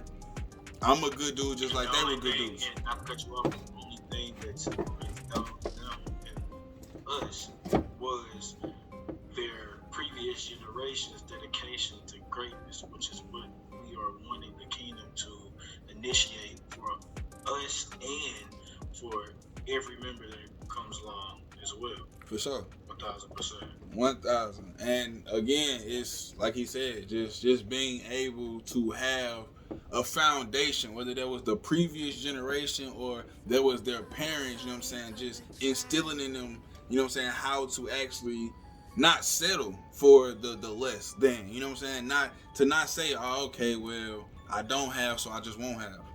No, I don't have, so how can I go get? That's what I really learned at SLU, because some of them kids didn't have the answers to the test. But I seen some people go cheat, and they found ways to make it happen. They was very creative in cheating. You know what I'm saying? It happened. Teachers, y'all, oh well, y'all already gave them the grades, so it's all good. So, but I seen people go get what they didn't have. You know what I'm saying? Even, you know what I'm saying, with some of the things that they bought, some of the things that they spent on. You know what I'm saying? Like, their conversations were different. And my friends, we was going to go spend, go hang out, go to, malls and movies and stuff.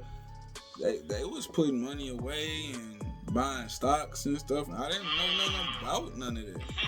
I didn't know nothing about that. So like it was what SLU exposed me to that actually wanted me to give the world to my daughter. And so I think that is what, really kind of, my daughter is like, SLU kickstarted the mindset. My daughter kickstarted the drive. You know what I'm saying? It was her birth that actually drove me, because at that point in time when she was born, I was a broke college kid. I was literally making $9 an hour, and I was only working like 20 hours every week. Or every 2 weeks, my bad, every 2 weeks. So my check was it was like 180. I was getting 180. You know what I'm saying? So I wasn't bringing enough to pay for no diapers, no formula, no clothes, none of that. I was barely making enough to put food in my little small refrigerator in the overpriced apartment that I was staying in while I was there. Yeah. So, and then when I got home, I was making $10. My baby, my child's mother was actually making more than me when I first got home. So again, I went from being top dog all my life to being minimized at SLU, to trying to find my footing in college, to being back knocked down again. So this is where I'm currently at. You know what I'm saying? This is my mindset stepping out of college, coming back home. Now I done, you know what I'm saying? Because even like at SLU, it got me back up. You know what I'm saying? Like, I was knocked down with all the bad decisions in middle school, but I was able, even fighting through all the perseverance, SLU put me on a pedestal, you know what I'm saying, of life. You know what I'm saying? I had so many different connections coming out of SLU. I had so much potential coming out of SLU. People saw that. They understood that. And when I made the decision, told my parents, like, hey, I'm coming home, I gotta be a father, it crushed them. It crushed them because they felt like I was throwing away my dreams. They felt like I was throwing away all of that potential. And for a while, I believed it. And that's very true. So, you know what I'm saying? Because I won't stop there, because I want you to talk about college, bro. I want you to talk about your college days, and then we're going to reconvene. So out of high school, I was blessed with the opportunity to play football at Robert Morris. They threw me a partial scholarship. It's an NAIA. They actually closed up now. They merged with Roosevelt, but it's based in downtown Chicago. And I probably would not have, coming out of senior year in football. I was all state and different things like that. But my intentions received a small scholarship from them to, you know, keep playing. Right. So after graduating and getting to Robert Morris, I was in one of the most strenuous degrees that you can get at the school, which was surgical technology / getting into the nursing program, because that's what I was going to transition into type of deal for my bachelor's. So while there, I excelled. 4.0 for the first year. I think I ended with like a 3.8 overall GPA. So I excelled. And the thing is, like, what I was learning came easy to me because I love that type of education. I love learning about the body. I love learning how different things can affect the body and the different things that keep the body moving. So when it came to that, learning that education, it was easy for me to retain that information. Yeah. While playing football made things 10 times harder than it had to be, because, like I said, I mentioned to you before, it was at least 13 to 15 hour days to where I'm at school, waking up, I'm at school, I'm at morning lifts to classes. Then, you know, I'm downtown. School was based downtown, but the football facility is 30 to 45 minutes away based on traffic. Wow. Yeah. So we had to travel, like a travel bus, and travel to the football facility. So I was able to get a little quick little nap in before practice, but not really. You know what I mean? Not for real. But at the same time, so from football practice, having to get home, and like I said, I'm in the most strenuous degree path. So the stuff that I'm learning is not something that it's not ABC 1, 2, 3. You gotta really know what you're doing. You gotta really, because not only are we having written exams, we have practical exams as well. So you gotta be able to perform just as well as you know. You know, so it wasn't. It made things difficult. Life was really stressful because growing up as the golden child, I felt that pressure that I had to become somebody. I had to do something with myself because everybody counted on me. Yeah. You know what I mean? That was the mentality that I had, which unfortunately caused me to put too much on myself and caused me to run away from the things that could have made me even better. But life is a learning lesson, so I just took it with a grain of salt, and I kept going. From my freshman year, I excelled academically, I excelled on the field, but I wasn't getting the appreciation that I felt like I needed from the coaching staff. The coach that I got recruited by actually lost his job, so they hired another defensive coordinator that came in, and he was a former player, and he already had his guys, you know what I mean? So it was just like, that second year was like, whoa, like, man, y'all see how y'all moving? Yeah. I ain't really liking the energy. I'm stressing, you feel me? I got so many different things that I could be doing in St. Louis because my resume already is filled from the things that I was doing in St. Louis, from having CBC on my resume, from working a summer internship, making money and learning how to manage money and budget my money in that sense, from me being in a relationship with my current child mother, to, you know, living life, because at a young age I was living life. You know what I mean? I was really outside in terms of partying, really outside in terms of clubbing, really outside at a young age, because I was, you know, I had a fake ID. Hey. Be real. Keep talking. I was supposed to get inside to, you know? Yeah. So with that being the case, that made me, you know, experience life from a different perspective, and I was able to, you know, realize like everything that I'm doing right here in Chicago, I could be doing in St. Louis for having a bigger impact on St. Louis. Literally. So I decided to come home. I said I got a cool credit score. You know, I got a crib I can go back to. I ain't staying with my mom. You feel me? I was gonna be staying with my child mother.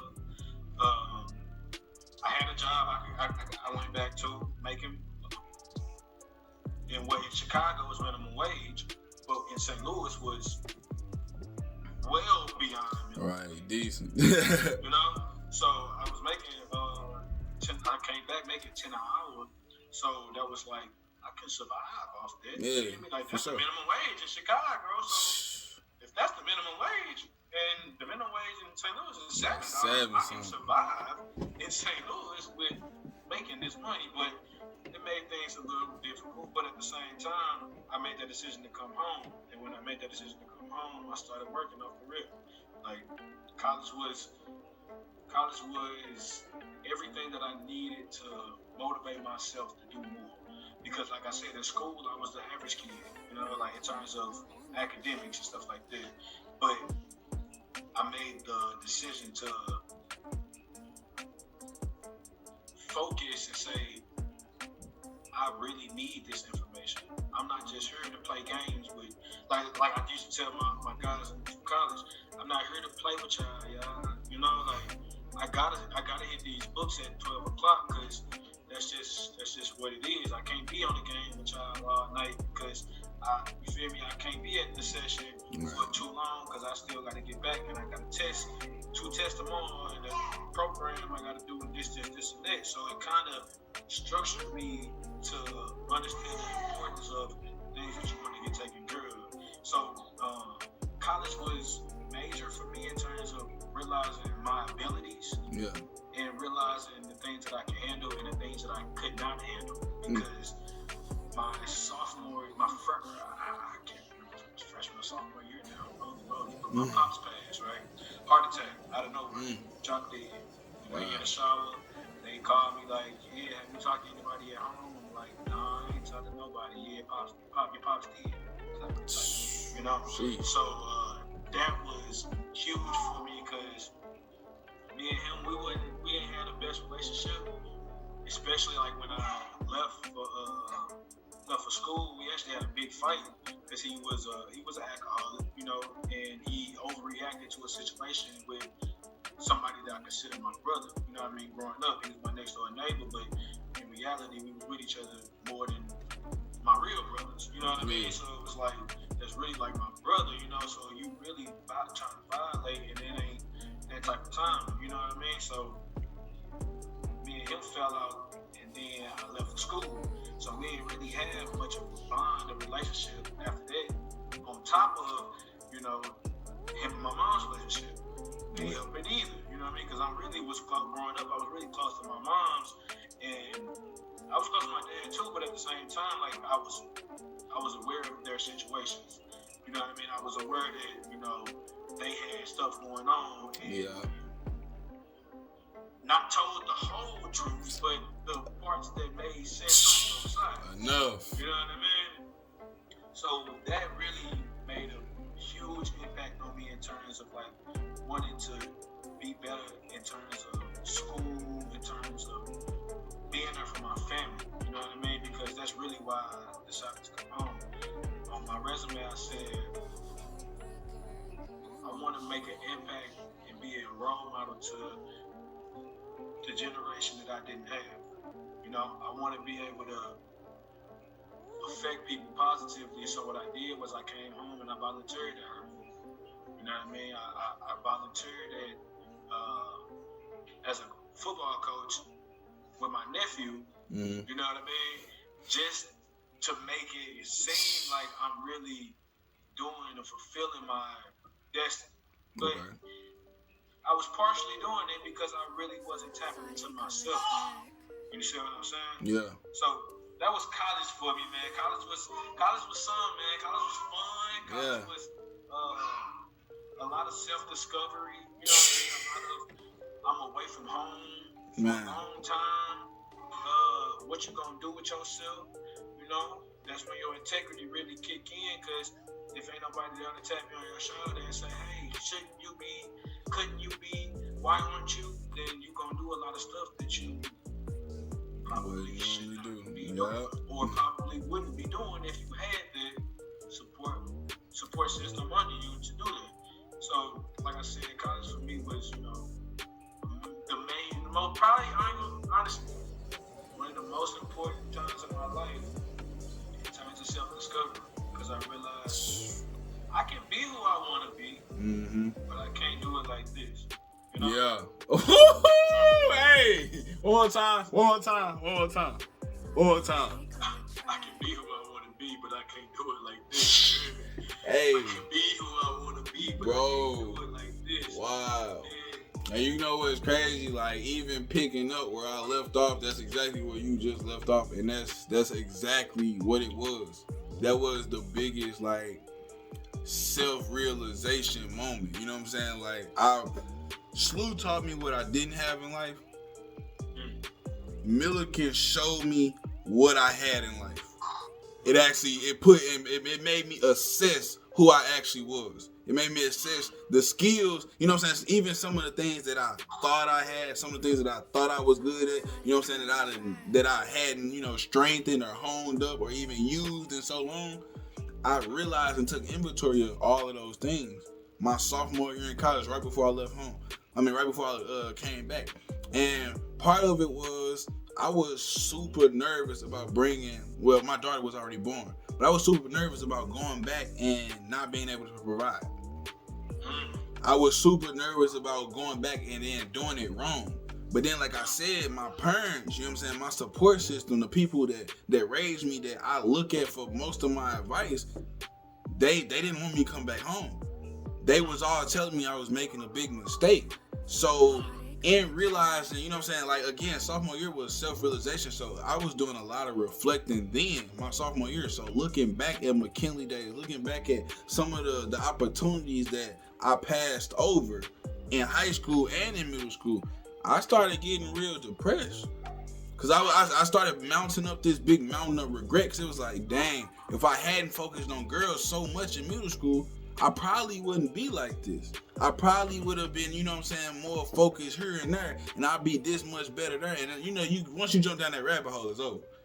You know what I'm saying? You jump down that rabbit hole, it's over. You end up starting here and you be all the way over there. So it's like I jumped down that rabbit hole, and the emotional stress and anguish that I took myself through, you know what I'm saying, for a good, 3 years, bro. Like, legit, I left in 2017. I would say, like, it was literally 3 years. 2020 is when, like, that full change came. Like, that full, I'm done. I can't keep living like this. Like, I knew it wasn't gonna work in high school. I knew it wasn't gonna work in college, but I didn't. I was so swamped with all of the regret. I had to get through that first. And it took me so long to get through that. And I had to deal with the emotional trauma of getting through that. Then I had to finally get to the point where I could be me. But just picking up on, like, dealing with my family being disappointed, you know what I'm saying, feeling it. Like, my graduation party, bro, like, I'm talking about, they did it up for your boy. I'm talking about they did it up. Cars, all that good stuff, you know what I'm saying? But just the things that they were saying, man, like, Dre, we can't wait till you get to the NFL. Dre, we can't wait till you have your own accounting firm. Dre, we can't wait till you do all these great things. And it was like, I'm coming back, and I feel like I let them down, bro. Like, I feel like, these my dreams. This is my life. And I feel like I let them down, bro. Like, that was the pressure. So it's like, dang, not only am I feeling regret from things that I already did, but now I'm making this big jump into a regret of now. You know what I'm saying? Like, now I'm coming back. Don't nobody want me to come back. Everybody want me to finish. But it's like, I want to be there for my kid. I want to, you know what I'm saying? So, like, now I'm having this big fight because it's two big influential things. Like I said, my daughter was my drive. That was my world. Me and my pops didn't have, like you said, me and my pops didn't have the greatest relationship. We still, like, we was tight, you know what I'm saying? Like, we bumped heads or whatever, but we didn't have the greatest relationship at the end of the day.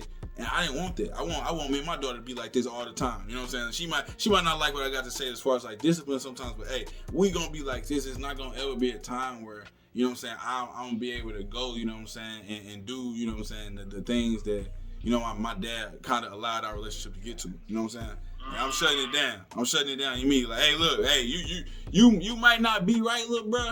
You know what I'm saying? Or hey, shorty, you might not be right, but you know what? Before you think you finna just disown me and not be in my life, I'm gonna show you. I'm gonna be right here. You gonna hate me for it. You gonna have to get your restraining order. And that's a major statement that you said, because one of my last interactions with my pops was, he called me and he said, blah, blah, blah, I'm on the phone, I'm doing whatever I'm doing, but he called me out the blue, like randomly, because he'd do that, random call type of deal. And he called me, and it was like literally like the week or two before he passed type of deal. And it was just like I blew him off, like, yeah, alright, you know what I mean, like, blah, blah, you know what I mean? And he was like, man, call me back when you ain't busy type of deal. And it was no way for me to do that. You feel me? Like, so that's major that you said that, because I feel like that's where he was. I didn't give him that opportunity to apologize. You know what I mean? I didn't give him the opportunity to, you know, say I was wrong, or I wish I would have handled the situation differently, or however the situation would have been. Right. I don't know, because I blocked myself from receiving anything that could have been. You know what I mean? So the fact that you said, like, you're not going to allow that to get to that point, and that's major, because that's definitely, I feel the same way, because with me being a father, and you say 2020, you made that, like, reflection, like, whoa, I need to do something. Mine was really around that time as well.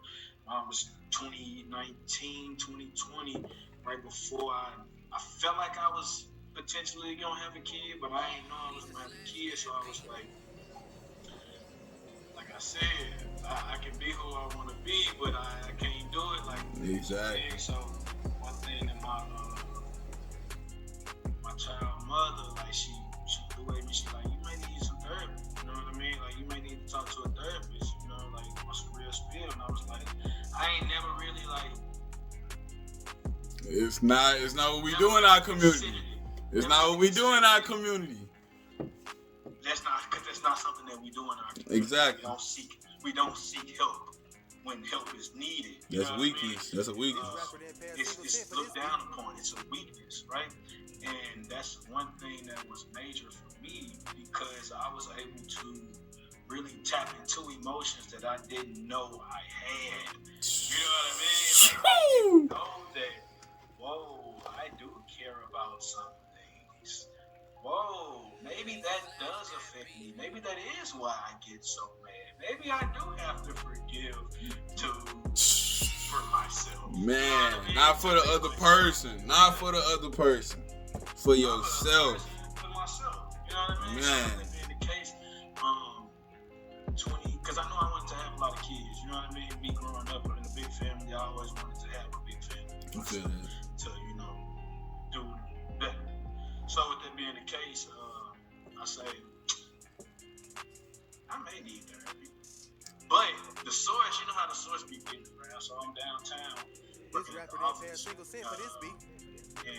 I'm about to sign in, and this lady I know, she talking to the security guard. I don't know her, but she talking to the security guard, and she say something, my client, something.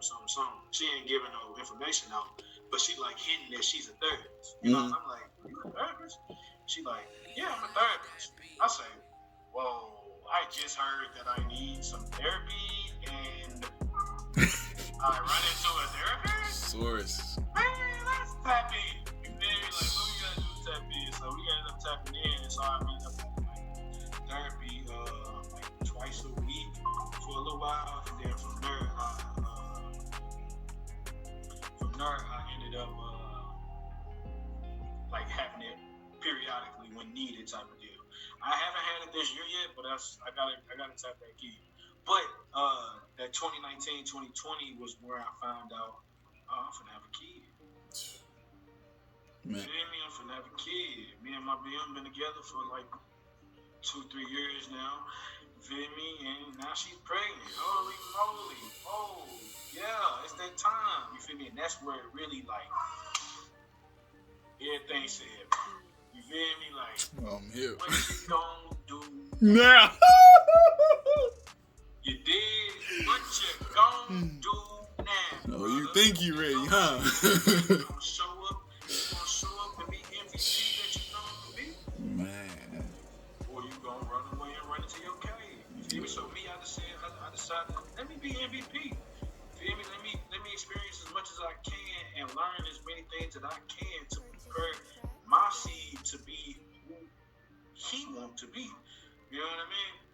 So with that being the case, 2019, 2020, I left this after I leave school. I'm working for a couple of years. I'm going through life.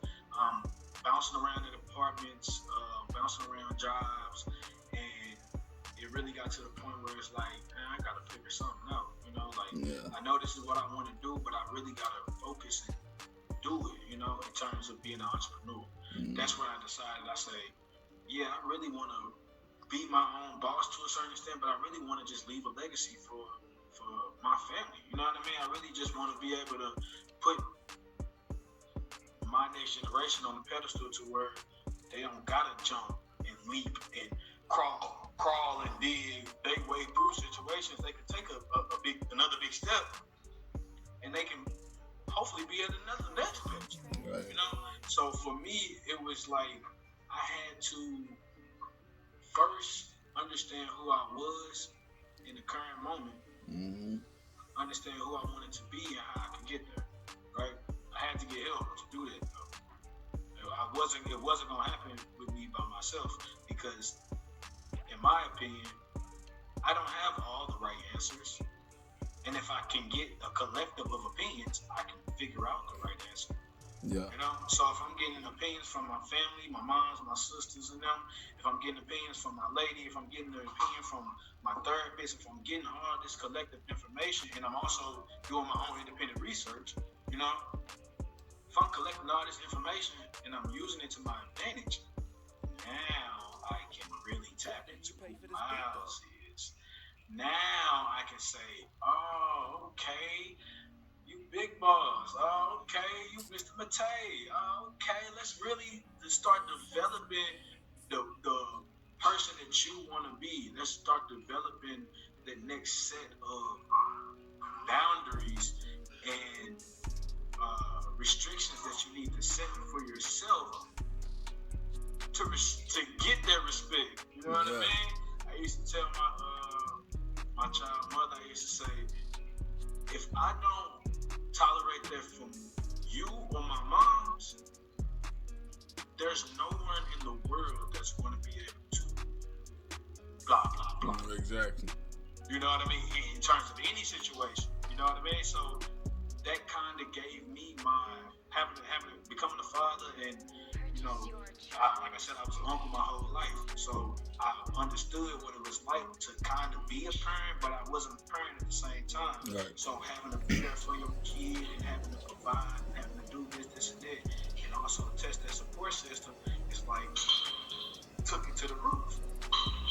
I had to focus on the ABCs and the 1, 2, 3s at that time to be able to say, okay, this is where we can go. Yeah. This is who we can be. This is how we can develop your own self, how you can develop the people around you, and how you can identify those that are positive in your life and those that are negative in your life. Man, talk to me, brother. Man, I can't do nothing but smile, bro. I can't do nothing but smile, G. So like, you said a lot of powerful things, you know what I'm saying? So like, you came back and immediately, you know what I'm saying? Like, yeah, you had a job to come back to, you had a house, but you know what I'm saying? It was still some things like CBC helped you start changing your mindset. You know what I'm saying? College really put you in that mindset to really want more, go after it. You got home and, you know what I'm saying, you kind of like hit a reset almost coming back home. And, you know what I'm saying, you had to find your footing, you had to find your ground, you had to reinvent yourself, so to say. You know what I'm saying? And you had to figure out how, though. You know what I'm saying? You had to figure out the how. And like you said, you know, you start looking at different parts of your life like, hey, if I don't tolerate this over here, I can't tolerate this over here. If I'm doing this and it's working over here, if I instrument it over here, it got to work over there, right? You know what I'm saying? So you start putting together plans, you start putting together the pieces, and eventually the puzzle got a little bit more clearer. The vision got a little bit more stronger. The dream felt a little bit more tangible.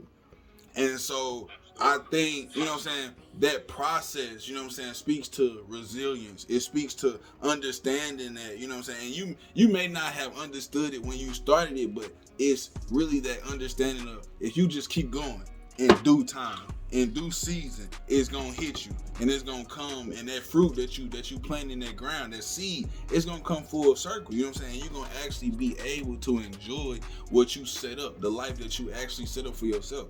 You know what I'm saying? You're not in that same state where you bouncing back to back and uncertain about your future. You know what I'm saying? You done put together that plan, you done worked that plan that you initially set up. And now you get into a place where you actually are good. My transition coming back home was it took a little longer than yours, you know what I'm saying? And I'm actually glad, you know what I'm saying? Again, this brotherhood, this allegiance, this community that we building, it ain't about, you know what I'm saying, trying to outdo my brother. It's about making my brother better than me, and my brother making me better, so that we can really actually get to greatness. Because ain't no. The first thing you said, not to cut you off, but the first thing you said was making my brother better than me.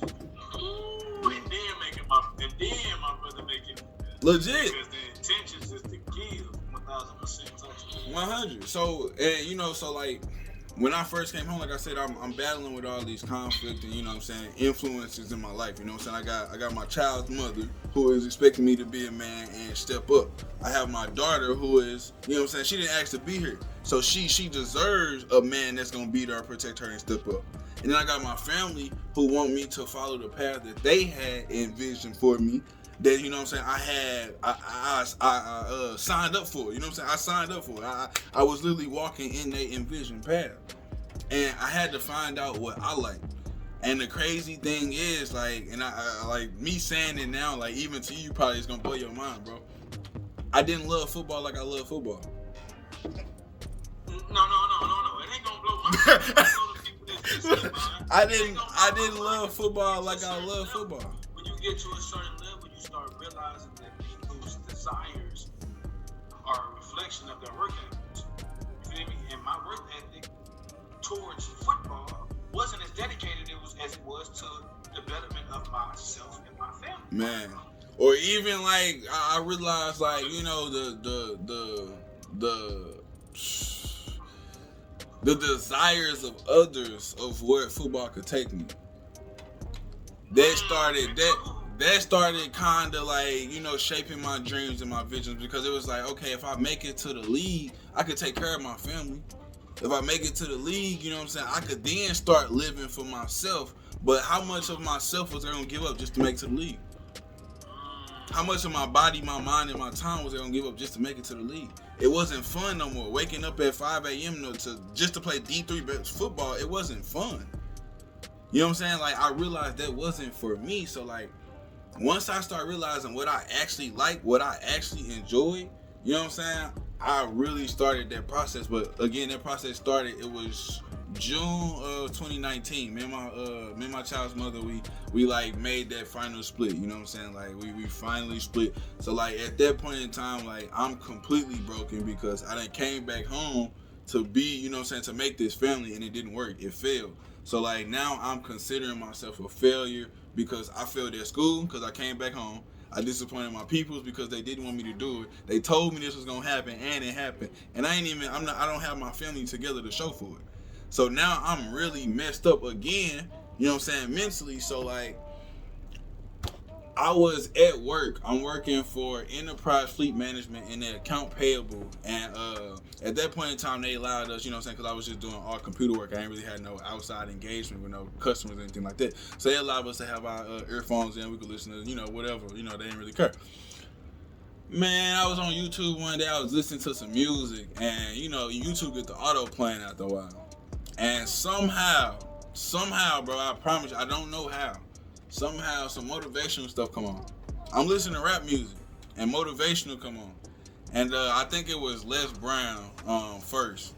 And just listening to him, I'm like, all right, so I just kind of let it play. And it kept playing. Hey, for real, it just kept playing. I think it was a couple videos of him, and then E.T. came on, Eric Thomas. And it was something about just that little 3-minute video, bro. And he was like, he says one woman, he said a lot of us, you know what I'm saying, we get distracted by women. And again, like, just going back through my whole life, like that one line spoke to me right there, caught my attention. I'm working, I heard that, and I'm mentally plugged in. He said, but it's only one woman in our life that really deserves to be, you know what I'm saying, a distraction to us. And that's our moms. He's like, because how many of us live in a household where your mama, you know what I'm saying, slaved and sacrificed and put you in a position to where you are now? And what you got to thank for her? You was doing all that. He was talking to some college kids. He was like, next time you out partying with your friends, smoking, drinking, call your mama and let her know, like, this what I'm doing with your sacrifices. And like legit, man, I'm telling you, like the accountability side of it, like he really put that accountability. Because at first I was just feeling sorry for myself, and that was really the problem. That's what took me so long to get out of that emotional slump, because I was feeling sorry. I wasn't taking accountability for the things that I could be doing now. You know what I'm saying? Like I had already done all that stuff. Like regret is just, you know, you feeling emotional and sad about some stuff that already happened. You can't change it. That's why it's regret. But I wasn't looking forward. I was turned backwards. So I had to put my eyeballs back in the front of my head, and ET was able to readjust it. He put my head back on right, and he literally got me to a point where I really started developing myself and taking it serious, because he's a motivational coach. He's a self-development coach. He's a life coach. So I literally started taking assessments. I started, you know, tuning in to all his podcasts, and I filled up a wall in my mom's room, because that's where I was standing at the time, and just sticky notes. Wall cover, just literally notes from his little podcast, notes from all his little stuff. Eventually I started buying his books, and that really, he sparked that education, because to me education was always easy, so I never pursued it. It was something I dealt with. You know what I'm saying? I just kind of, as it came, I did it, and then once it was over, it was over. But for the first time, I actually was attracted to learning. I was attracted to going to go get information. You know what I'm saying? So I was literally overloading my brain with just new information. Like, you know what I'm saying? Once I got to college, I started learning about different financial tools, banks, CDs, investments. You know what I'm saying? I was like, man, if I don't know about some of this stuff, because it's not hard. Like, making a couple dollars as kids wasn't hard, bro. So if I had just known if I could save $2 every day as a kid, I probably could not even need school right now. Like all the $2 I spent at the dollar store, if I would have just known if I put it somewhere else, like it could really do something. Go ahead. You mentioned ET, right? Yeah. And this is I want to say a very important part of my life. Freshman year, CBC, right? I'm just gonna jump out real quick because you mentioned ET. We had to do a presentation on something either like somebody you look up to or somebody that has a influence in the world or something like that. And you had to use like a video clip, and you know you had to talk about that person and how they affected you and how they delivered their messages and stuff like that. So you know me, you use the video. I don't know nobody else to, you know, look up to. Hey, before you say the name of the video, I just want to know, is it You Have to Believe? Is it that video? I'm finna give it to you. It was you have to want it as bad as you want to breathe. Yeah. Well, I'm getting chills right now even just thinking about my younger self hearing that. Like, you gotta eat the dream. You gotta sleep the dream. You gotta dream the dream. You gotta want it as bad as you want to breathe. You gotta become obsessed with the dream. Bro, man. But you mentioning him, like, it's definitely like that's where I was able to. Mind you, it's 9th grade year. I'm in C track. You feel me?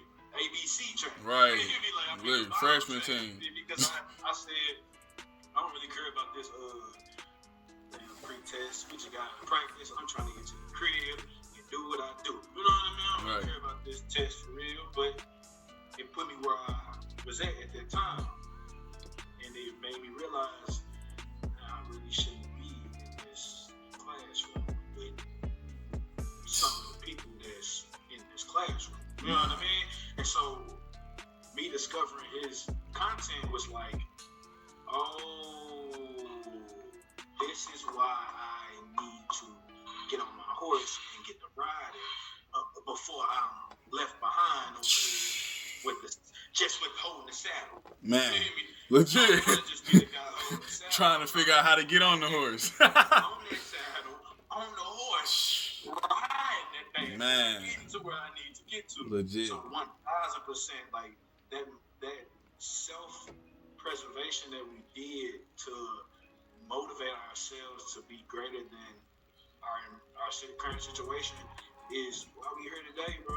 Why we For here sure. today, dealing with our career paths, loving our family, and creating a legacy, bro. Because that's what the kingdom is. It's just the beginning of a legacy that we will take to the next level every single day. Literally, in every area. I couldn't have said that no better, bro. I couldn't have said that no better. Like literally, it was. I think that literally us doing the self-development, you know what I'm saying, really taking time to figure ourselves out, really taking time to invest in ourselves, you know what I'm saying, and figuring that process and path out. That's what led us here. And I think that's why, you know, this is going to be, you know what I'm saying, on the most humble way. This is going to be something, you know what I'm saying, that's great. And that's the legacy behind Kingdom of Dreams is going to be phenomenal. And it's going to go for generations because we set the foundation, you know what I'm saying, based on a life where we lacked, you know what I'm saying. We didn't have the opportunities. We didn't have this knowledge growing up. We didn't even have this understanding or exposure to know that this knowledge existed. You know what I'm saying? So we really created this to bring this to the masses, the information, the experiences, you know what I'm saying, to bring to light, you know what I'm saying, some of the things that you may not, you know, understand or even take for granted in your day-to-day life, like relationships, you know what I'm saying, the things that you eat, you know what I'm saying, frequencies, you know what I'm saying, the influence that you wield, the skills that you know, that you actually have right now within you to actually go and cause, you know, real change and real impact in the world. So we created this organization in order to build a community where everybody can come, everybody can literally contribute, everybody can feel a part, everybody can grow, develop, and exceed beyond where they currently are. And again, if you already, you know, have tuned in and tapped in before, you know the Beyond You program is in full running. We got it going. It's in schools now, and eventually you're going to be able to, as a civilian, join that program, become a part of that program, and literally start to build your foundation in this kingdom so that you can start elevating and really succeeding at building your own kingdom. So as we just wrap this up, man, I just kind of like, you know, just really want to do some just quick wrap-up points overview, just kind of scan. We hit a lot of information. We've been going for a little minute. So I just want to know, like, hitting back at that first question, what decisions and choices, you know what I'm saying, in your life went into, you know what I'm saying, what influenced, you know, how you went about creating KOD? Yeah, so for me, KOD is a lifetime commitment to greatness that was started and rooted from the beginning of my life. Like I mentioned earlier, I've been destined to be great, and I understand that I control my destiny. So if I don't fulfill my destiny, that's my fault. So it's me holding myself accountable while networking with other people that are like-minded, that will push me, that I can push, and that will push me to be the greatest person that I can be and live in my highest frequency. What about you, bro? For sure. Tell me about you. Well, shoot, I would say the biggest influences, man, was that I wanted to bring exposure from my lack of exposure growing up, you know what I'm saying, in my younger years. I wanted to, you know what I'm saying, help people develop and understand how to actually use their influence and leadership from, you know what I'm saying, the middle of the road years for me. And then I wanted them to really understand that their current mindset can always expand. There's always room to grow. And, you know, I learned that literally from being at SLU. And then after SLU, it was all about self-development, finding you, understanding who you are to fulfill your dreams, your passions, and actually start living more in accordance to what you say you dream to be, what you envision yourself to be, what you claim you want to be. You know what I'm saying? I think, and like, just one thing I want to kind of leave people with, you know, just in saying this is, the Kingdom of Dreams is here to help you achieve all of that, because right now we are living a lie. We are telling ourselves that we value family, we value, certain things, but we don't give our time to the things that we value. We're not investing in the things that we truly value. So this is just a way to really help, this organization is a way to really help you start seeing those values more clearly so you can start dreaming and living that way. Just going forward, last question, man. So let's just talk about reinvention, because I think that process from start to finish, we reinvented ourselves plenty of times. From childhood prodigies, to wild, adolescents, or preteens, and then, to figuring it out as teenagers, to, bumping our heads and becoming men. We had to reinvent ourselves many times in that process. I think, can you just kind of touch on how, like, us reinventing ourselves really plays a part in the process and systems that we create for Kingdom of Dreams? For sure. Like you said, there's always room to grow. And with that mentality, that means that there's something new to learn every day, right?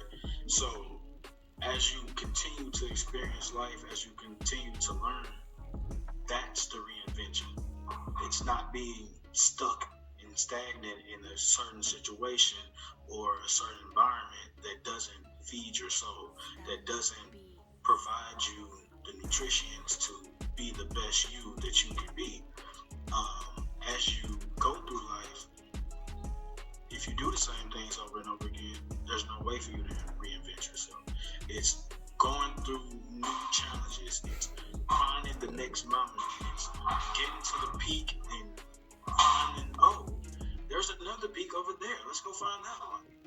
Literally. It's being able to go from one challenge to the next, winning a battle, losing a battle, and then getting up to fight again, and being able to do it over and over and over again.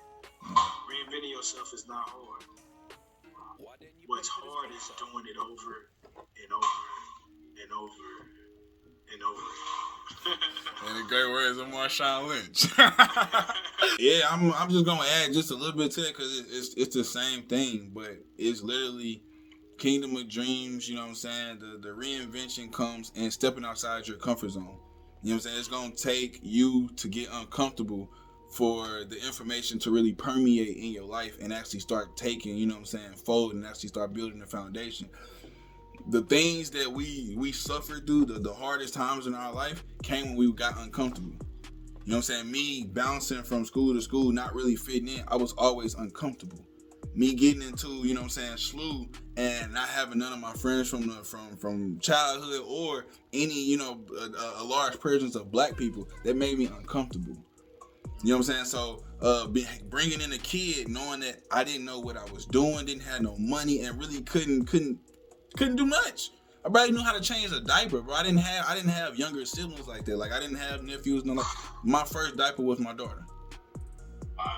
So, bro, like, literally not knowing nothing to getting uncomfortable, putting myself, being vulnerable and saying, you know what, even if I don't know, I'm gonna figure it out. I don't know how many bottles I messed up with formula, bro. I couldn't tell you. I don't know how many diapers I might have put on wrong. I don't know how many types, bro. I just can't tell you, bro, but I had to keep going. I had to keep figuring it out. And I think that reinvention comes in stepping outside your comfort zone and making uncomfortability comfort. Because really, when you think about it, the moments we were comfortable. You said, I was thinking it the whole time. Man, hey, you gotta get comfortable being so uncomfortable. Much better than uncomfortability of comfort. Bro. Because, when you look at it, though, like, the times in which we were comfortable, those are the most time. That's when we were most down. That's when we poorest. We was comfortable when we was poor, with no exposure, living in our little square. We was real comfortable. Life was real comfortable when we got to middle school, and we really didn't have to try, and we was just them guys and just girls filling our lap. Life was real comfortable. But when we had to step outside that comfort zone, that's when the real growth took place, bro. Like, it's real. The real growth took place as soon as we got outside our comfort zone. The moment we got uncomfortable, the moment that sports, we had to start trying in sports. We had to hit weights. We had to, start waking up. That's when we really started to grow as individuals. The moment that I had to say, dang, I got a daughter, I got bills, I got all this other stuff, and I'm still, emotionally in this place where I'm unconnected with everything. I gotta fix this. Now I gotta get uncomfortable in that. You know what I'm saying? So it's like you gotta keep going because life is a road trip. You know what I'm saying? You gotta look at this as it's a journey that's going until you stop breathing. You are on a journey, and every day of this journey, you need to be learning and getting better and going further. Because the moment that you stop is the moment you drop, and you ain't trying to drop no time soon. No time soon, man. So you got a quick little nugget, man. Something that you just want to lead them with. You know what I'm saying? Just a little one line or something like that. Yeah, for sure. I got a little boss off for him, right? So, man, right? I say, tomorrow may be a challenge, but we gonna make it there, so we gonna make it through. There we go. Tomorrow may be a challenge, but we gonna make it there, so we gotta make it through. Okay, we gonna make it there, so we gotta make it through. Yes. Yeah, we gonna leave.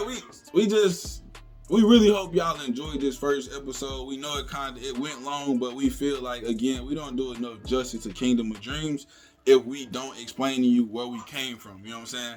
And how we got to where we are, because it's going to be very important understanding where we trying to go to and where we going to end up if you understand where we started and where we are. And that's pretty much that's the whole system. That's the foundation. You know what I'm saying? Once you get inside the kingdom, you'll understand what I mean by the system and the foundation. But for right now, you just got to take my word on it, okay? So I hope y'all enjoyed it. You dig? I hope y'all, if y'all didn't love us before, I hope y'all love us now. You dig? And if you don't understand the mission, if you don't understand the drive behind this, man, I ain't gonna lie to you, start it over and listen again, because we talked a lot about ourselves. We talked a lot about where we want the kingdom and how we want the kingdom to develop.